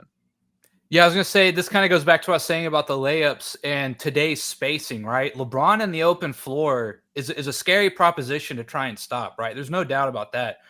But tight in the game, later in the game, in situations, we're talking half court now. And I kind of mentioned, like, where are the highlights of LeBron calling for a pick and roll, throwing these absolute dime passes to the cutters, making everyone kind of suck in on him, right? He just doesn't really have a very good half court game in these tight situations, right? Where athleticism doesn't really mean as much, right? It's a smaller, more compact. We just cut the entire thing in half. We're playing essentially at the 3-point line and in. Athleticism doesn't matter as much as just being quick for 1 or 2 steps, right? So, I mean, this is like kind of going back to Larry Bird, and people say he might be the best half-court player ever. He's dissecting, he's reading, he's thinking ahead of the game. We're not talking about athleticism anymore. We're talking about getting to spots in rhythm at times, mismatch, things like that. I don't think LeBron has a very good half-court game. And in the 90s, like that was in reference to the super chat. In the 90s, yes, I think LeBron struggles, right? I definitely think he struggles much more than obviously today's open run and gun kind of game, which lends itself to his athleticism, right? And Nuggets fan brought up he was going through people. I don't doubt he goes through people. Like, that's what I'm saying. Him full speed down the court. It's really hard to stop that, right? But in a half court setting, entirely different ball game. Oh, that reminds me, before we get into this next super chat, I forgot, I meant to mention guys like Giannis of today's age, Ja Morant being able to finish at the rim, that you could say is arguably better than LeBron. I really had nothing more to say to it than that. Tamiko Settle said, our super chats, Robin, I'm newly subscribed to Sports and Fitness. Kevin Johnson is a better finisher at the rim than LeBron. What do you have to say about that? Oh my, you guys, man, shout out to all you guys out there, man, for real, man. Thank you very much for coming through. Thank you for subscribing. Like I said, we must continue to stand up. Kevin Johnson's one of my favorite players of the 80s and the 90s. Kevin Johnson should have been in the Hall of Fame a long, long time ago, man. Once again, another guy from the 80s and 90s who people forgotten. And I'll tell you what, as it pertains to him being a finisher, he's a more well-respected finisher at the rim because, once again, those guys back in the day, he had to finish amongst the trees. You had to think about going into the paint, right? Back in those days when the guy said about LeBron James not being able to adjust or adapt his game for the 90s, it's the mindset here, man, and not having the fundamentals, man. So once again, thank you for subscribing. Thank you for the super chat. You know, LeBron James, like I said, these guys, Kevin Johnson, shout out to him, man. Should be in the Hall of Fame. And I just wanted to add to that. And Kevin Johnson is also actually a pass first player as well. Kevin Johnson had averaged like 9 assists a game, 17 points per game. Like his assists contributed to more than what his scoring did. I think also he's the only player 3 years in a row averaged 20-10, something like that. He has some record like that. Him, Oscar Robertson, and I think Magic Johnson maybe, or Isaiah Thomas. Yeah, something like that. Yeah, Kevin, he should be in the Hall of Fame, man. Yeah, like that's I mean, yeah. All right, we got a couple more super chats, and then we've got DC Slim and E-Man in the back, and that should probably be it for the show after those two call in. But let's get through the super chats first. John said, the narrative that people hate LeBron is a deflection created by his media team to hide the holes in his game. Outside of basketball, he's somewhat likable. I don't know who that went to. If y'all know who that is, then please address them. If not, yeah, I think that's a great point. Right, that goes to what we were saying, how the narrative always changes a little bit and shifts, right, to deflect off of whatever they needed to, to deflect off of. So absolutely, I agree. We have, again, I'm going to jack that name up, but I believe this is the Robin. LeBron equals show enough. MJ equals Leroy. MJ was and is the master. That's right. Who's the master? That's right. You guys know about The Last Dragon, my man Bruce Leroy. That's right, because Michael Jordan got the glow. What did Allen Iverson say in his Hall of Fame speech? He said when he stepped on the court for the first time with Michael Jordan, he was glowing. He saw his aura around him. Those are the facts, man. Michael Jordan's in another stratosphere as it pertains to what people felt about him. The man said he saw a glow around him. This is what Allen Iverson said. So Markivion Black, shout out to you once again coming through with the super chat. That's right. MJ is Bruce Leroy. LeBron James is showing up. That's why the LeBron James fan club are showing up little minions that are always behind him, yelling around and messing with people being bullies. All right, we got DC Slim. Welcome back, sir. We're going to just go through one question. We're not going to have a ton of back and forth, but do you have a question for an individual or the panel? I appreciate you coming back, but we got other people backstage, so we're going to run through them as well. So do you have a question for the panel or an individual on the panel? It's a two-part question. Okay. All right. Do you still watch basketball? That's part one. Okay. Do you still watch basketball to this day? I do, yeah. Okay. I'm a diehard Mavs fan, so yeah, I mean, Luka's got me engaged. Okay. Do you guys think it's kind of getting old with the LeBron slander? Because I'm not a LeBron fan, but it's kind of getting old to keep trying to bring him up to Michael Jordan when we all know that if you're going to do an actual comparison, it should be Kobe. Yeah, I mentioned Kobe that everybody said. But at the same time, I think this kind of overkill because y'all doing what LeBron want. I mean, you speaking negatively of him on every day, every time he make a mistake is actually making him more popular. Because, I followed a lot of y'all channels, man. I listen to a lot of the stuff. But now, like, the content every single day is what LeBron can't do better than Jordan. I just think it's taking the fun out of the basketball. And I try to watch your channel all the time, dog, but it's kind of getting old. You know what I'm saying? I'm out of here. Peace. All right. Thank you, DC. I'll answer for me. I do watch basketball on occasion. I watched the game last week. I watched the Nuggets-Suns rematch, and it was actually a lot better than the first game they had that was I think it was the first game of the season. So you can check me on that. I know at least that much. But to be frank, I don't watch it regularly. because it generally, for me, that I watch, it's ISO ball, and I find that frankly boring. They're one action, two player plays with options that generally end up either with a missed 3-point shot, a made 3-point shot, or a pick and roll off ball screen. It's really predictable and kind of boring, in my opinion. So, and the whole LeBron thing, frankly, I bring him up because people want to hear about it. I don't, and he's the guy that's in the league right now. Otherwise, to your point, I don't really think he's in the same class as Michael Jordan. Uncommon sense. What do you got to say? Yeah. I mean, first of all, I feel like, and I'll speak for myself, but I feel like other people probably feel this as well. For me, it's about more than talking about LeBron James. For me, it's about life and what should be acceptable and what shouldn't be. To me, it's about especially for the younger people who watch my channel. Like I want them to understand that, hey, if you want the recognition, you can't take shortcuts to it.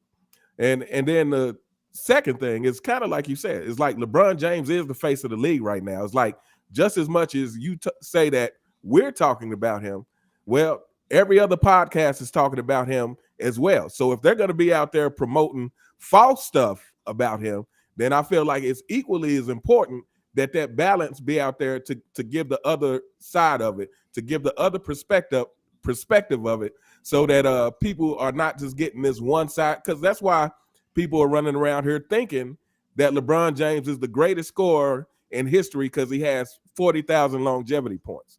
That's why people are running around here with this narrative that LeBron James is the greatest all-around player, again, which is a deflection they use when you say who's the GOAT, then it's like, oh, well, he may be the greatest all-around player.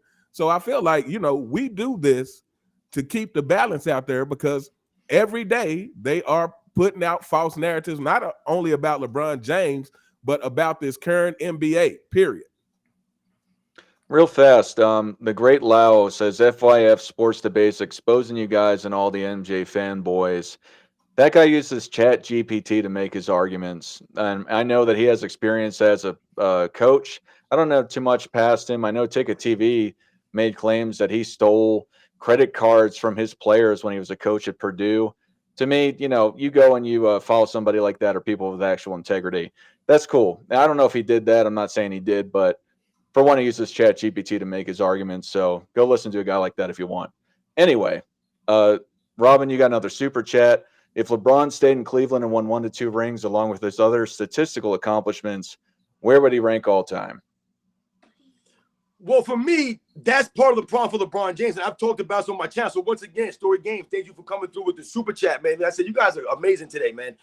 But I've talked about this. LeBron James, to me, if he would have stayed in Cleveland, even if he only won 1 championship, but he stayed in Cleveland, he won it organically, he pushed his teammates, he went through the grind, he went through the battles, you know what I'm saying? He earned it without cheating the game, without cheating himself.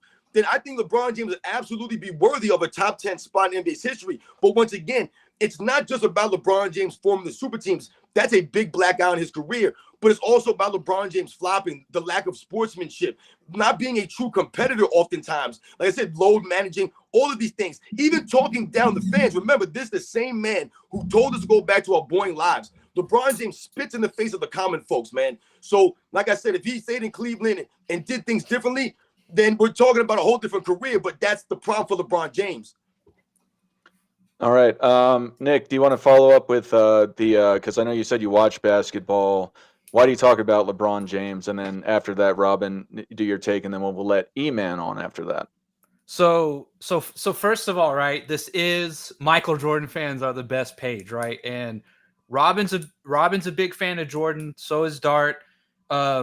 Uncommon Sense, I'm assuming you're a big Jordan fan as well, right? So the Jordan and LeBron debate just isn't going anywhere, right? And it's almost a tip of the cap to LeBron that we even have to have this conversation, right? So I will, again, I'm toe the line here a little bit, right? As a Mavs fan, right, I will halfway agree that sometimes I do get tired of the LeBron and Jordan debate. I agree. There's tons of other guys we could talk about, and obviously me being a big Mavs fan, I'd love to talk about Luka or Dirk or anything else, right? But also, this is the arena that we're in, right? So this is the arena that we're in. Then that's the kind of armor that we wear when we come in to debate these things, right? So I will give a little bit there that it's almost a tip of the cap that LeBron is as good as he is. He's largely lived up to the hype, right? As much as it was placed on him, right? He's done a good job on the hardwood of living up to that hype as much as he has. So it's almost like, you know, we have these conversations. We're not debating if Sean Kemp is as good as Michael Jordan, right? There's a reason why LeBron and Jordan do get compared to begin with, because LeBron is as good as he is, right? Now, when we get up to the GOAT debate, right, we are making like the smallest of differences here, and we're talking about in the grand scheme of the NBA history and the GOATs, we're talking about small differences, right? And how you weigh things, it becomes very convoluted sometimes, right? So I don't like when people say you're disrespecting LeBron and things of that nature. This argument is a little forced at times, right? So we kind of do have to talk about it. Because we pick a side does not mean we hate someone else, right? I love the game of basketball, full stop. I you know, and everything that comes with it, the good and the bad, right? So I don't hate LeBron. I really don't. I will admit I love to hate LeBron, right? But that's kind of me tongue in cheek saying he personally doesn't vibe with me. Like, I don't think I could have a beer with LeBron kind of thing. But on the court, let's be real about how good he is. He's a great player, one of the greats, right? So I will halfway agree with that caller, but I'm coming from someone who's not as big of a Jordan fan and maybe a LeBron fan overall. So in their circles, it maybe feels a little more heated and combative. But to me, I'm just kind of giving my opinion. I don't hate LeBron. I don't. Like, I think he's a little goofy at times. Like, there's some things I don't like, but he's a great player. I don't wish any ill will on LeBron and his family, right? I hope they have the best life possible and nothing bad happens to him, right? It's nothing like that, right? So because we say LeBron does this and I don't like it or whatever, it's not that we're like hating the guy, right? It's kind of forced, like he says, like we kind of have to give an opinion on it. It just kind of is what it is, right? So just kind of ride the tiger when it comes to this debate. All right, Robin, what's your take? Do you watch basketball, and why do you talk about LeBron James so much? Nobody watches basketball. That's the whole point here. Who the hell's watching the NBA? No one's watching the NBA. So once again, DC Slim, you know, he's always got some nonsense to say. And of course, he has to bring Kobe Bryant up. You always got to bring Kobe Bryant up. Do we watch basketball? What's the point of that question, man? The point here is that nobody is watching basketball. You know what I tried to watch? I tried to watch this year's All-Star game. I watched the entire second half of the NBA All-Star game this year. And you know what that got me? I was almost blinded by what I was seeing. I saw Karl Anthony Towns running around like a big goofy idiot. He looked like a moron out there. I saw Damian Lillard chucking up a bunch of three-pointers, trying to steal an MVP away from Tyrese Halliburton. Right? He tried his damnedest for that MVP award. It was disgusting. It was despicable. And they booed him. The fans booed Damian Lillard. I don't remember how often guys get booed getting an MVP trophy because of the kind of the show that they put on. So I tried to watch the All-Star game. I didn't see anyone break out in a full sprint for the entire second half. Did you see what Nikola Jokic was doing out there? Did you see what Luka Doncic was doing? These guys are making a mockery of the All-Star game on purpose. On purpose. But he asked us if we watched the game, right? And that's supposed to be the All-Star game. Tried to watch it. Can't do it. It's a joke, man. We all know that. They exposed themselves, right? You know, it's really crazy when he talks about, we're talking too much about LeBron James, because that's just the point here, my man. The problem is we're battling against the mainstream media. The YouTube content creators, we're fighting an uphill battle against a lot of these idiots. Look at these morons in the chat. You have guys like Nuggets fan and some of these other idiots. They talk all kinds of narratives and nonsense. They have no videos on their channels. They can never break down a game to you and explain the game back in the day. But they have all these opinions, all this time for comments. Never make a video of these guys. These are the LeBron James fans. They're bots. They're not real fans of basketball. The reason that we're making videos, the reason we're talking about the narratives is because we cannot allow this to stand. That's the whole point here. They're trying to rewrite the history. If you don't respect that, then something's wrong with you guys. That's the problem here. You guys are not part of the solution. We're not just talking about LeBron James and hating on him. I could give a damn about this man personally. Everything I talk about on my channel is about the lack of intangibles, the lack of heart, the lack of grit, the lack of leadership, the lack of sportsmanship, the lack of class, the integrity that he's carried himself with, forming super teams, load managing, flopping around, never working on his game, still airballing free throws in year 21, man, still standing around on defense. All of these things have exposed LeBron James as a fraud. Now he's under suspicion. He tells us to keep that same energy. He tells us he plays it at zeros on the clock, yet he walks off the court with 3.5 minutes to go. What are you talking about, fools? They're lying right before our eyes. We're not allowing Nick Wright to run the show. Absolutely not. I'll be damned. Real quick, I want to say something too to piggyback on that. We're gonna let E-Man on the E-Man on real fast. Okay. All right. Yo, can you hear me? Yep. Yo, what's good, y'all? How y'all doing today? Good. E-Man, do you have a question for an individual or the panel? I have a question for the panel, man. So with the the defense, what I'm saying, you say we play no defense, man, but I just feel like with the refs not allowing like the physicality like they did in especially in the 2000s, I feel like they do play defense. They're just not allowed to play defense like they're used to. And if you watch like some of the worst teams defensively, like the Hawks or the Kings or like the Pistons, if you watch them, you're gonna think, yeah, we really don't play defense. But if you watch like some of the best defensive teams, like the Celtics and the Timberwolves, I think they play great defense. So I just feel like with that narrative, with the we don't play defense, I just feel like, especially with the offense, like being so spaced out with all these 3-point shooters, it's like you damn near can't guard nobody one-on-one. Because if you try to help, there's a shooter right there. And if you don't help, they just blow right by you because you can't even touch them. So how do y'all feel about that? All right. All right, Robin, you want to start first? E-Man, I'm just going to put you on mute until thing because I just don't want it to devolve into a back and forth. And then once everyone's saying something, you got a chance to say something. All right. All right. All right. Yeah, I'll just go real quick. I just want to say something real quick to that.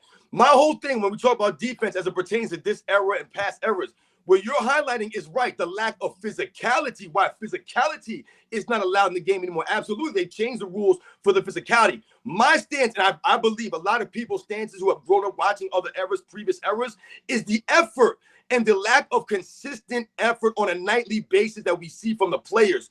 Just because they change the rules and make the late games less physical doesn't mean your effort should stop or your effort should be less. So that's all I'm going to say about that. The effort that these guys gave, once again, we think about defense. Half of defense is your effort, the effort you're giving, along with the skills you have, your athleticism, things of that nature. But it all starts with effort on the defensive end. When we watch a lot of these players today, yeah, there might be games where you're watching a team play great defense. Some of these players are defensive players, absolutely. But as a whole, as in general, the NBA is lacking in the effort. A lot of times, you turn on the game, these guys are not diving for loose balls. They're not hustling at these games. I mean, my goodness, that's the effort that we're talking about, the defensive end.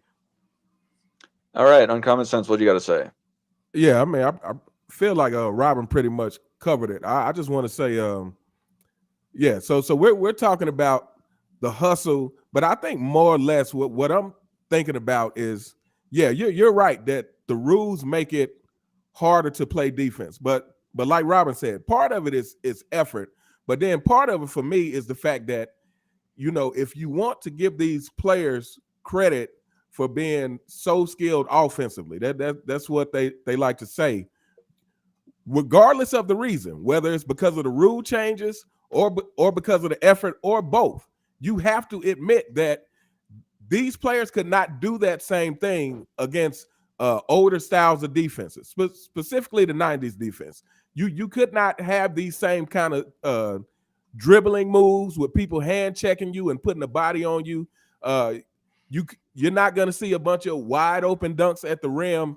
So to me, like I said, whether you're talking about the rules changing or the effort, the bottom line is you cannot give these players the stamp of having more skills offensively when both the rules have changed and just the culture we live in. Like I said, and I don't want to go down this road, but it is what it is. To me, these players just aren't as passionate about the game as players used to be. To me, you cannot make an argument for it, like I said, when it seems like players are looking for more reasons to play less. They're looking, at one point they were talking about shortening the season. They've made these adjustments to have less back-to-backs than used to be. They're making all these excuses to play less. So to me, it's just a passion lacking for the game, and that passion definitely translates to defense, because defense is all about the effort. It's all about that mentality of is not the glorious part of the game. You know, you're not going to get as much credit for defense as you get for offense, but it's still having that mentality of going out there that I want to give my all to make sure that this player doesn't embarrass me, or or help the team, or put hustle plays, or however you want to put it. But yeah, I just think that the effort along with the rule changes together is just not there.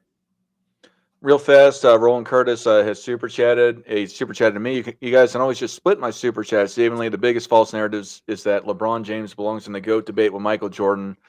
Yeah, that's fair. I don't think he's all the way up there. I think he's one of the greatest to that point. And on a secondary point, Roland, you can always subscribe and go to everyone else's channel and super chat. It's not that easy just to split it.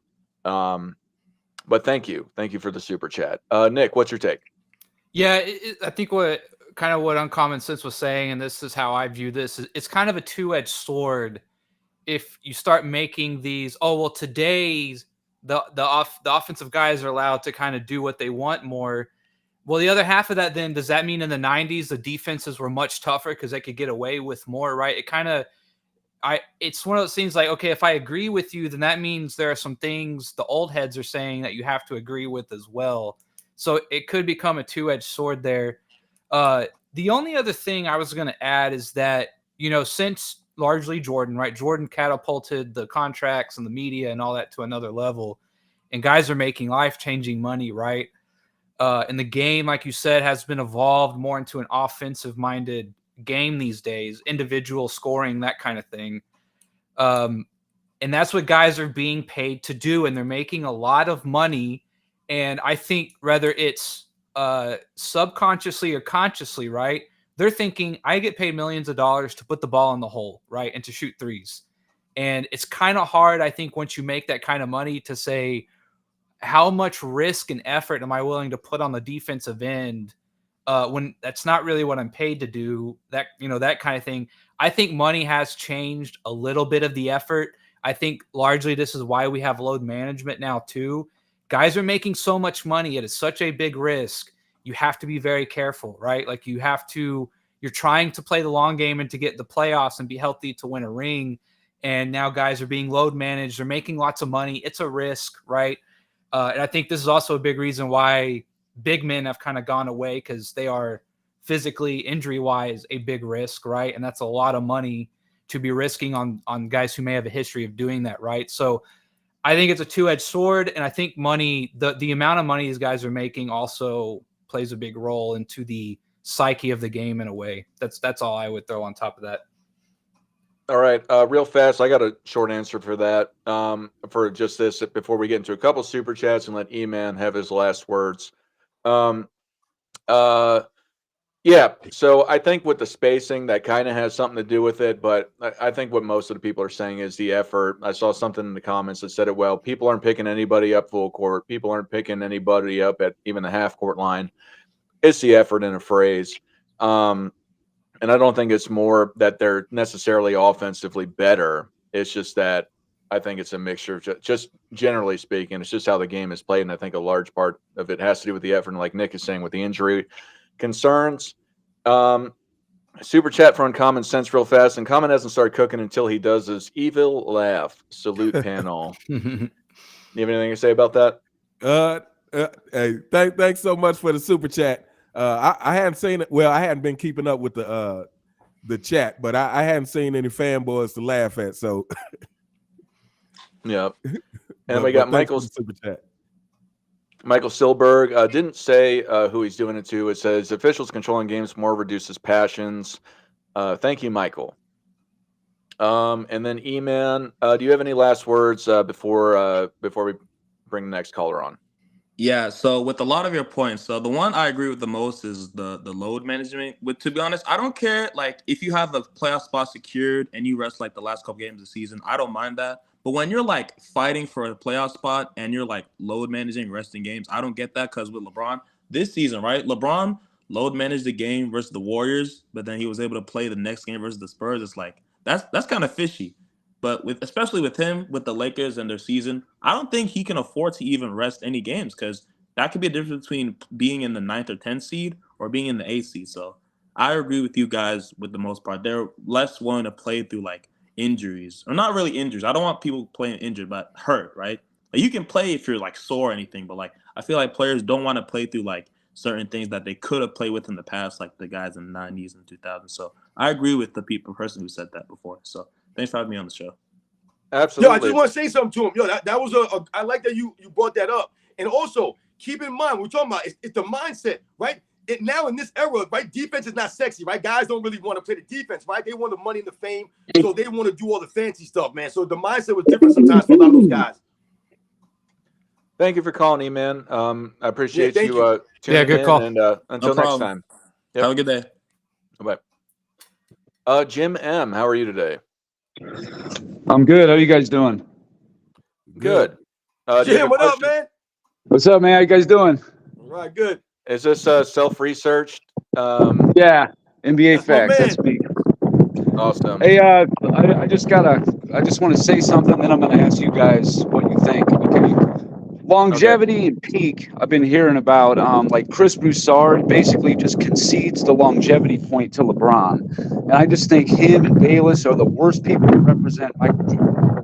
Like, why are you even conceding the longevity to me? How is that a foregone conclusion? What I mean by that is, so Michael Jordan was at a scoring title level from 1987 to 1998. That's 11 years apart. The longest ever was Wilt Chamberlain and Allen Iverson, was 7 years apart. So he's at a scoring title level longer than anybody ever. MVP, same thing. 1988, 1998, 10 years. The wind is really hard to hear you. I think you're outside or Let something. me go inside. Yeah. Okay, here we go. Yeah, so Kareem had 9 years apart of MVP from his first and last, and MJ had 10 years apart. So he's got the longest between his first and his last MVP. So he's playing at an MVP and a scoring title and an all-defense level for a decade. So what are we talking about longevity? Like squeaking into a third-team all-defense, 19 years old. I mean, you know what I mean? Like, I don't even think that's a foregone conclusion for LeBron. And peak is also another thing. I know Nick Wright tried to pull out 1 year, and that's ridiculous, which I don't agree with that anyway. But I mean, there's just so many more things than 6-0, 6-0. I mean, there's so many more things that they could bring up about MJ. He's just not being represented in the mass media good at all. I mean, there's just so many things. I just did a video on just one thing here. The only players in NBA history to lead 2 of the 5 major stat categories is Wilt Chamberlain and Michael Jordan to do it 3 times or more in an NBA career. And Jordan is the only player to do it ever and win a championship. I mean, these are the kinds of things that never get mentioned. I'm just like, where are you guys at? You're the experts. I'm just some guy looking stuff up online all the time. And I know this stuff. Get it out there. There's so much more stuff. I don't understand it. But anyway, my question to you guys is, so what is it we're talking about here? Peak, longevity, or totality? For what? The GOAT. Okay. Nick, you want to start first? You're on mute. Yeah, I was gonna say peak and totality go to MJ, and I get what you're saying about longevity, but I think the LeBron fans are arguing that later into his career he's still playing at a high level. That's their argument. I'm not saying I agree. I'm saying that's their argument. I agree. The peak and longevity of Jordan's peak is unlike anything we've seen. I've said that from day one, right? But if I'm just gonna give them the benefit of the doubt or what they're arguing, right? Again, Kareem played really well late into his career, right? So I'm not acting like as if we've never seen anything like this. I'm just saying if I give them their argument, I think they're just saying, Jordan retired for a couple years, like between the Bulls and the Wizards, and he's played a couple of years more since then. He's still playing at a pretty high level. And when they say longevity, I think that's what they mean. I don't buy into the longevity argument as much as they do. Is it a piece of the puzzle? Sure. Does it have as much weight as they would think? I don't think so. I want to know how good was your good. I've said that from day one, and Jordan's peak is just in my opinion, is the best we've ever seen. Robin, what's your take? Listen, man, I've always stated on my channel that Michael Jordan's entire career is a peak.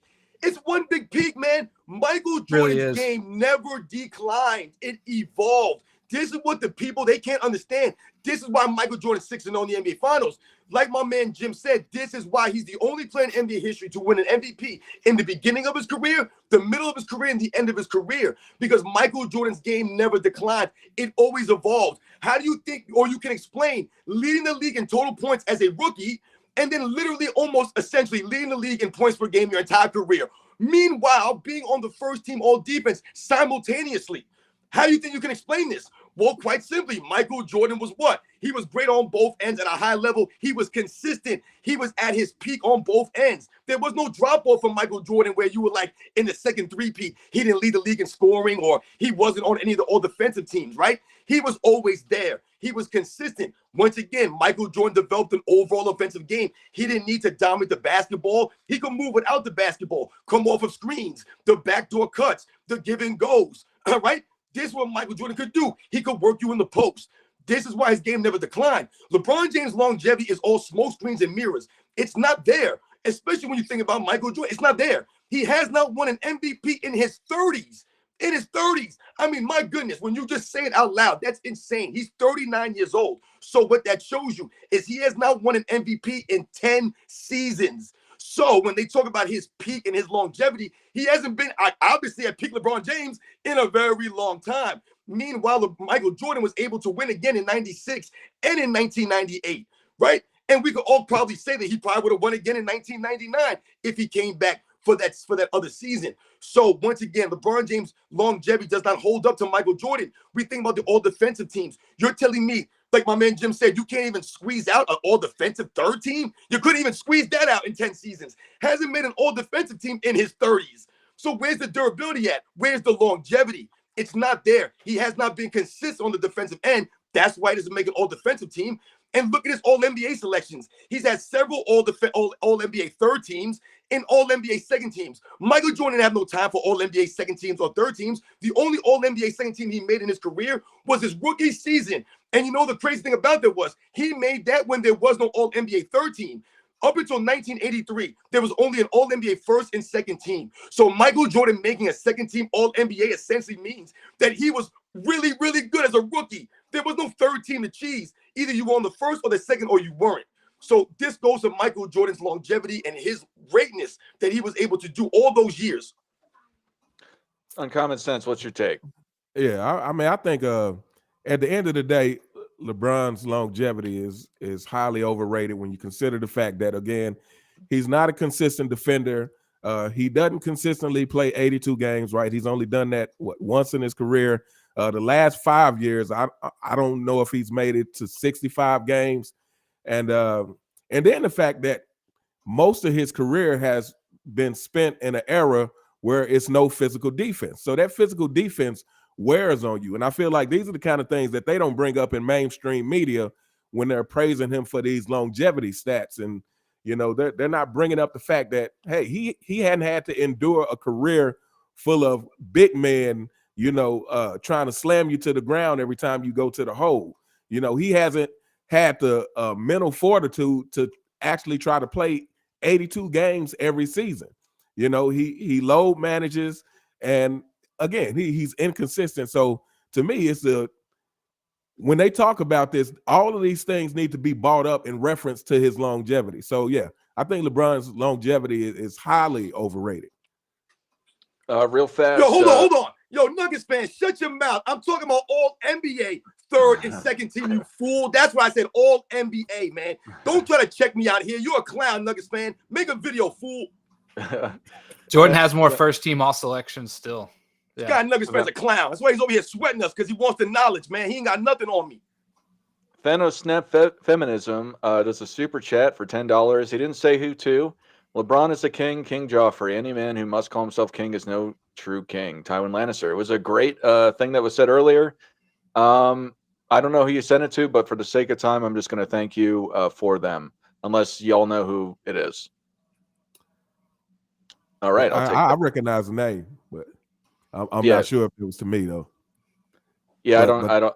Yeah, what's up? But no, I'm just saying. Yeah, thanks anyway. I much appreciated. Yep. Again, if you're going to super chat, please put the name of who you're super chatting it to. My take about what defines the GOAT, I think it's three basic aspects. It's individual dominance, meaning statistical dominance, i.e., scoring titles, steals titles, just a sort of assist leading, statistical leading attributes. Then it's team success, is if you win championships or not. And then it's your influence off the court and on the court. So for me, it's a no-brainer. It's Michael Jordan. There are others that do that, but I believe that he by far is the greatest of all time versus the three aspects.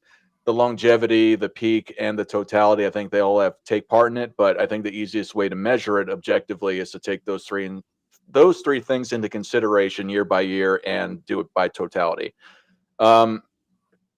Jim, do you have anything else to say before we're gonna shut it off after here? We've been on for about 2.5 hours. I see Lewis and Roland, you're in the back. I appreciate you guys calling in. Time is time. So, but yeah, just one last thing. LeBron, everybody says about, LeBron playing great at this level, but it really isn't amounting to too much. And also, when MJ was on the Wizards, he became one of 4 players ever to be 38 or older to win MVP votes. John Stockton, Tim Duncan, Kareem, and Michael Jordan. And Jordan did that at age 39. LeBron last year got no votes for MVP. I'm just saying, the longevity is debatable. That one aspect that everybody thinks LeBron is locked down, I'm saying there's an argument for Jordan on longevity. That's it. I'll let you guys Absolutely. go. Thank you, Jim. Thanks, I appreciate you calling. You got it, man. Yep. We'll do a couple of these super chats, but first, this is something new. But I want to ask the audience, what do you think we should talk about next week? And if you super chat it, we'll address it. Otherwise, put it in the chats and I'll review it later on. But if you want to super chat what you think we should be talking about next week, please do that, and we may do it. The Agony TV super chats Robin. He says, "Let's forget longevity a minute. When was LeBron's peak? Did I miss it?" You have anything to say about that?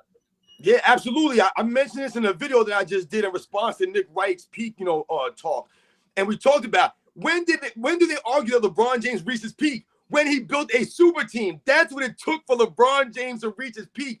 What did it take for Michael Jordan to reach his peak? We talked about it on these live streams. What it took was going against the Boston Celtics of the mid to late 80s. What it took was going against the bad boy Pistons of the late 80s.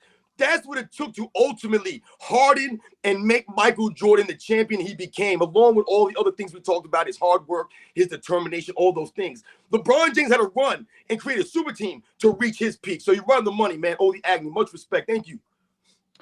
User 1990 super chats me and has said his dad be on that Balco. I wonder if, it's obviously going around, and I don't want to say it's true at this point where it's completely not proven, but it seems like that may be the case in the near term. Just how much is going around in the air. Hey man, I did a video on this. There's a channel called More Plates, More Dates. He's like really knowledgeable. I know him. On like men hormone kind of stuff, that kind of, lifestyle stuff. But he's like he owns his own clinic, right? So he's like very knowledgeable. Fitness side of things. He did a whole video on does he think LeBron did steroids? And I'm probably in the minority here. If we're going to count things like Adderall and EPOs, which allows for like a higher red blood cell content, you can go longer. I think a lot of professional guys are on something if we're going to go that level, right? And LeBron going back to Miami, put on like 10 pounds of muscle and came back refreshed. You don't do that in your 30s. Like, it's just very hard to have those kind of genetics, right? So I just, we saw his genetics. He kind of took a step back and then he came back even better. It's very fishy, very fishy. Absolutely. Do any of you have anything to say before we start shutting this down? I want to say something real fast. I just want to thank everybody that's come through on all of our channels. If you liked what any of us had to say, please like and subscribe to the channel and the video. Uncommon Sense, you can find him at Uncommon Sense.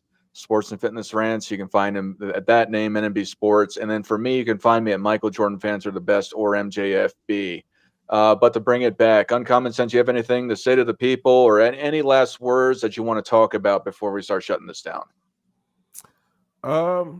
Nothing really to say. Just thanks everybody so much for supporting. And again, I encourage everybody to support all channels that are dedicated to expressing the true opinions, expressing the real thoughts about real basketball, and combating these narratives that are pushed every single day. Again, for you fanboys who ask, why do we talk about LeBron James so much? Because they talk about LeBron James so much, and they are not telling the truth, or at least not telling the whole truth about LeBron James. So that's what we're here to do. So everybody, please continue to support these channels. Please subscribe to anybody here if you're not subscribed to them. And thanks again, and thank you, Dart, for having me on.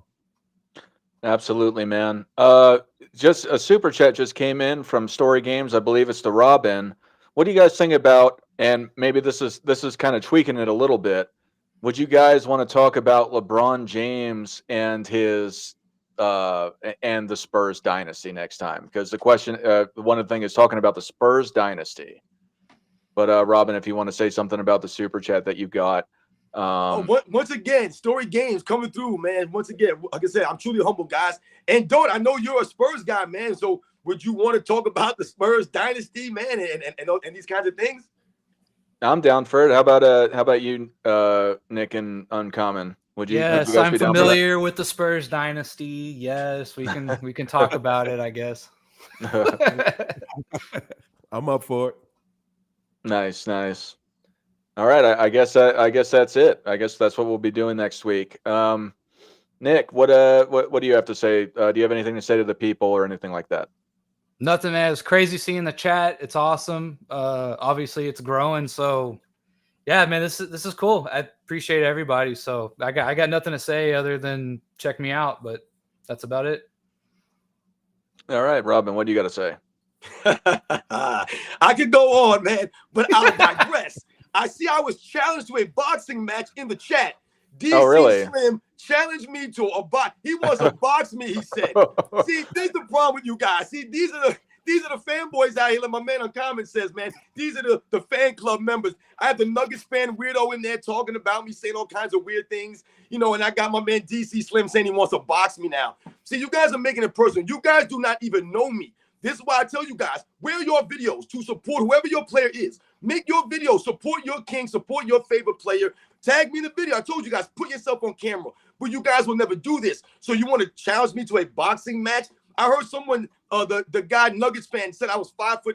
Yeah, I'm 5'9". What the hell does that have to do with anything? Does that mean that I can't whoop your ass? Does that mean that? No, that doesn't mean that. Are you above an ass whooping? No, it doesn't mean that. You guys don't know anything about me, man. Go look at my description. Look what I've done in the past, man, okay? Once again, I don't have to talk about myself to justify anything, but you guys don't know a damn thing about me. I know basketball. The Nuggets fan guy was saying I only played as high as JV. Once again, you guys, what does that have to do with anything? You know how far I went in high school, how far I played, because you're obviously wrong about that. I've actually posted a screenshot of my yearbook for high school basketball. I put these things out there. I hide nothing, man. I am complete transfer. I'm a grown man. I ain't worried about none of you fools. So once again, DC Slim, listen, man, you can run your mouth. When I see you come on here, the last time you showed your ugly face on here, man, you look like you need to take care of yourself a little bit better, my man. Go to my fitness videos. They'll help you out a lot, man. Trust me, I know what I'm doing, man. Go look at my fitness videos and help yourself further, man. We're not here to box, man. I'm here for the facts. All the people in the chat, everyone who's donated to us today, I've never seen the live stream go like this, where Dart's constantly stopping to talk about another super chat that somebody has sent in. I am truly humbled, man, for real. Thank you, everyone standing up. Like I said, setting the record straight, man. See, look at DC Slim. He says, I'm emotional, but he said he wants to box me. Who's more emotional? The guy who wants to fight me over the internet? You sound like an idiot, DC. But once again, thank you, Doc. Yep, I want to thank you. What's up, Nick? Spurs on three said LeBron fans are planning hits now.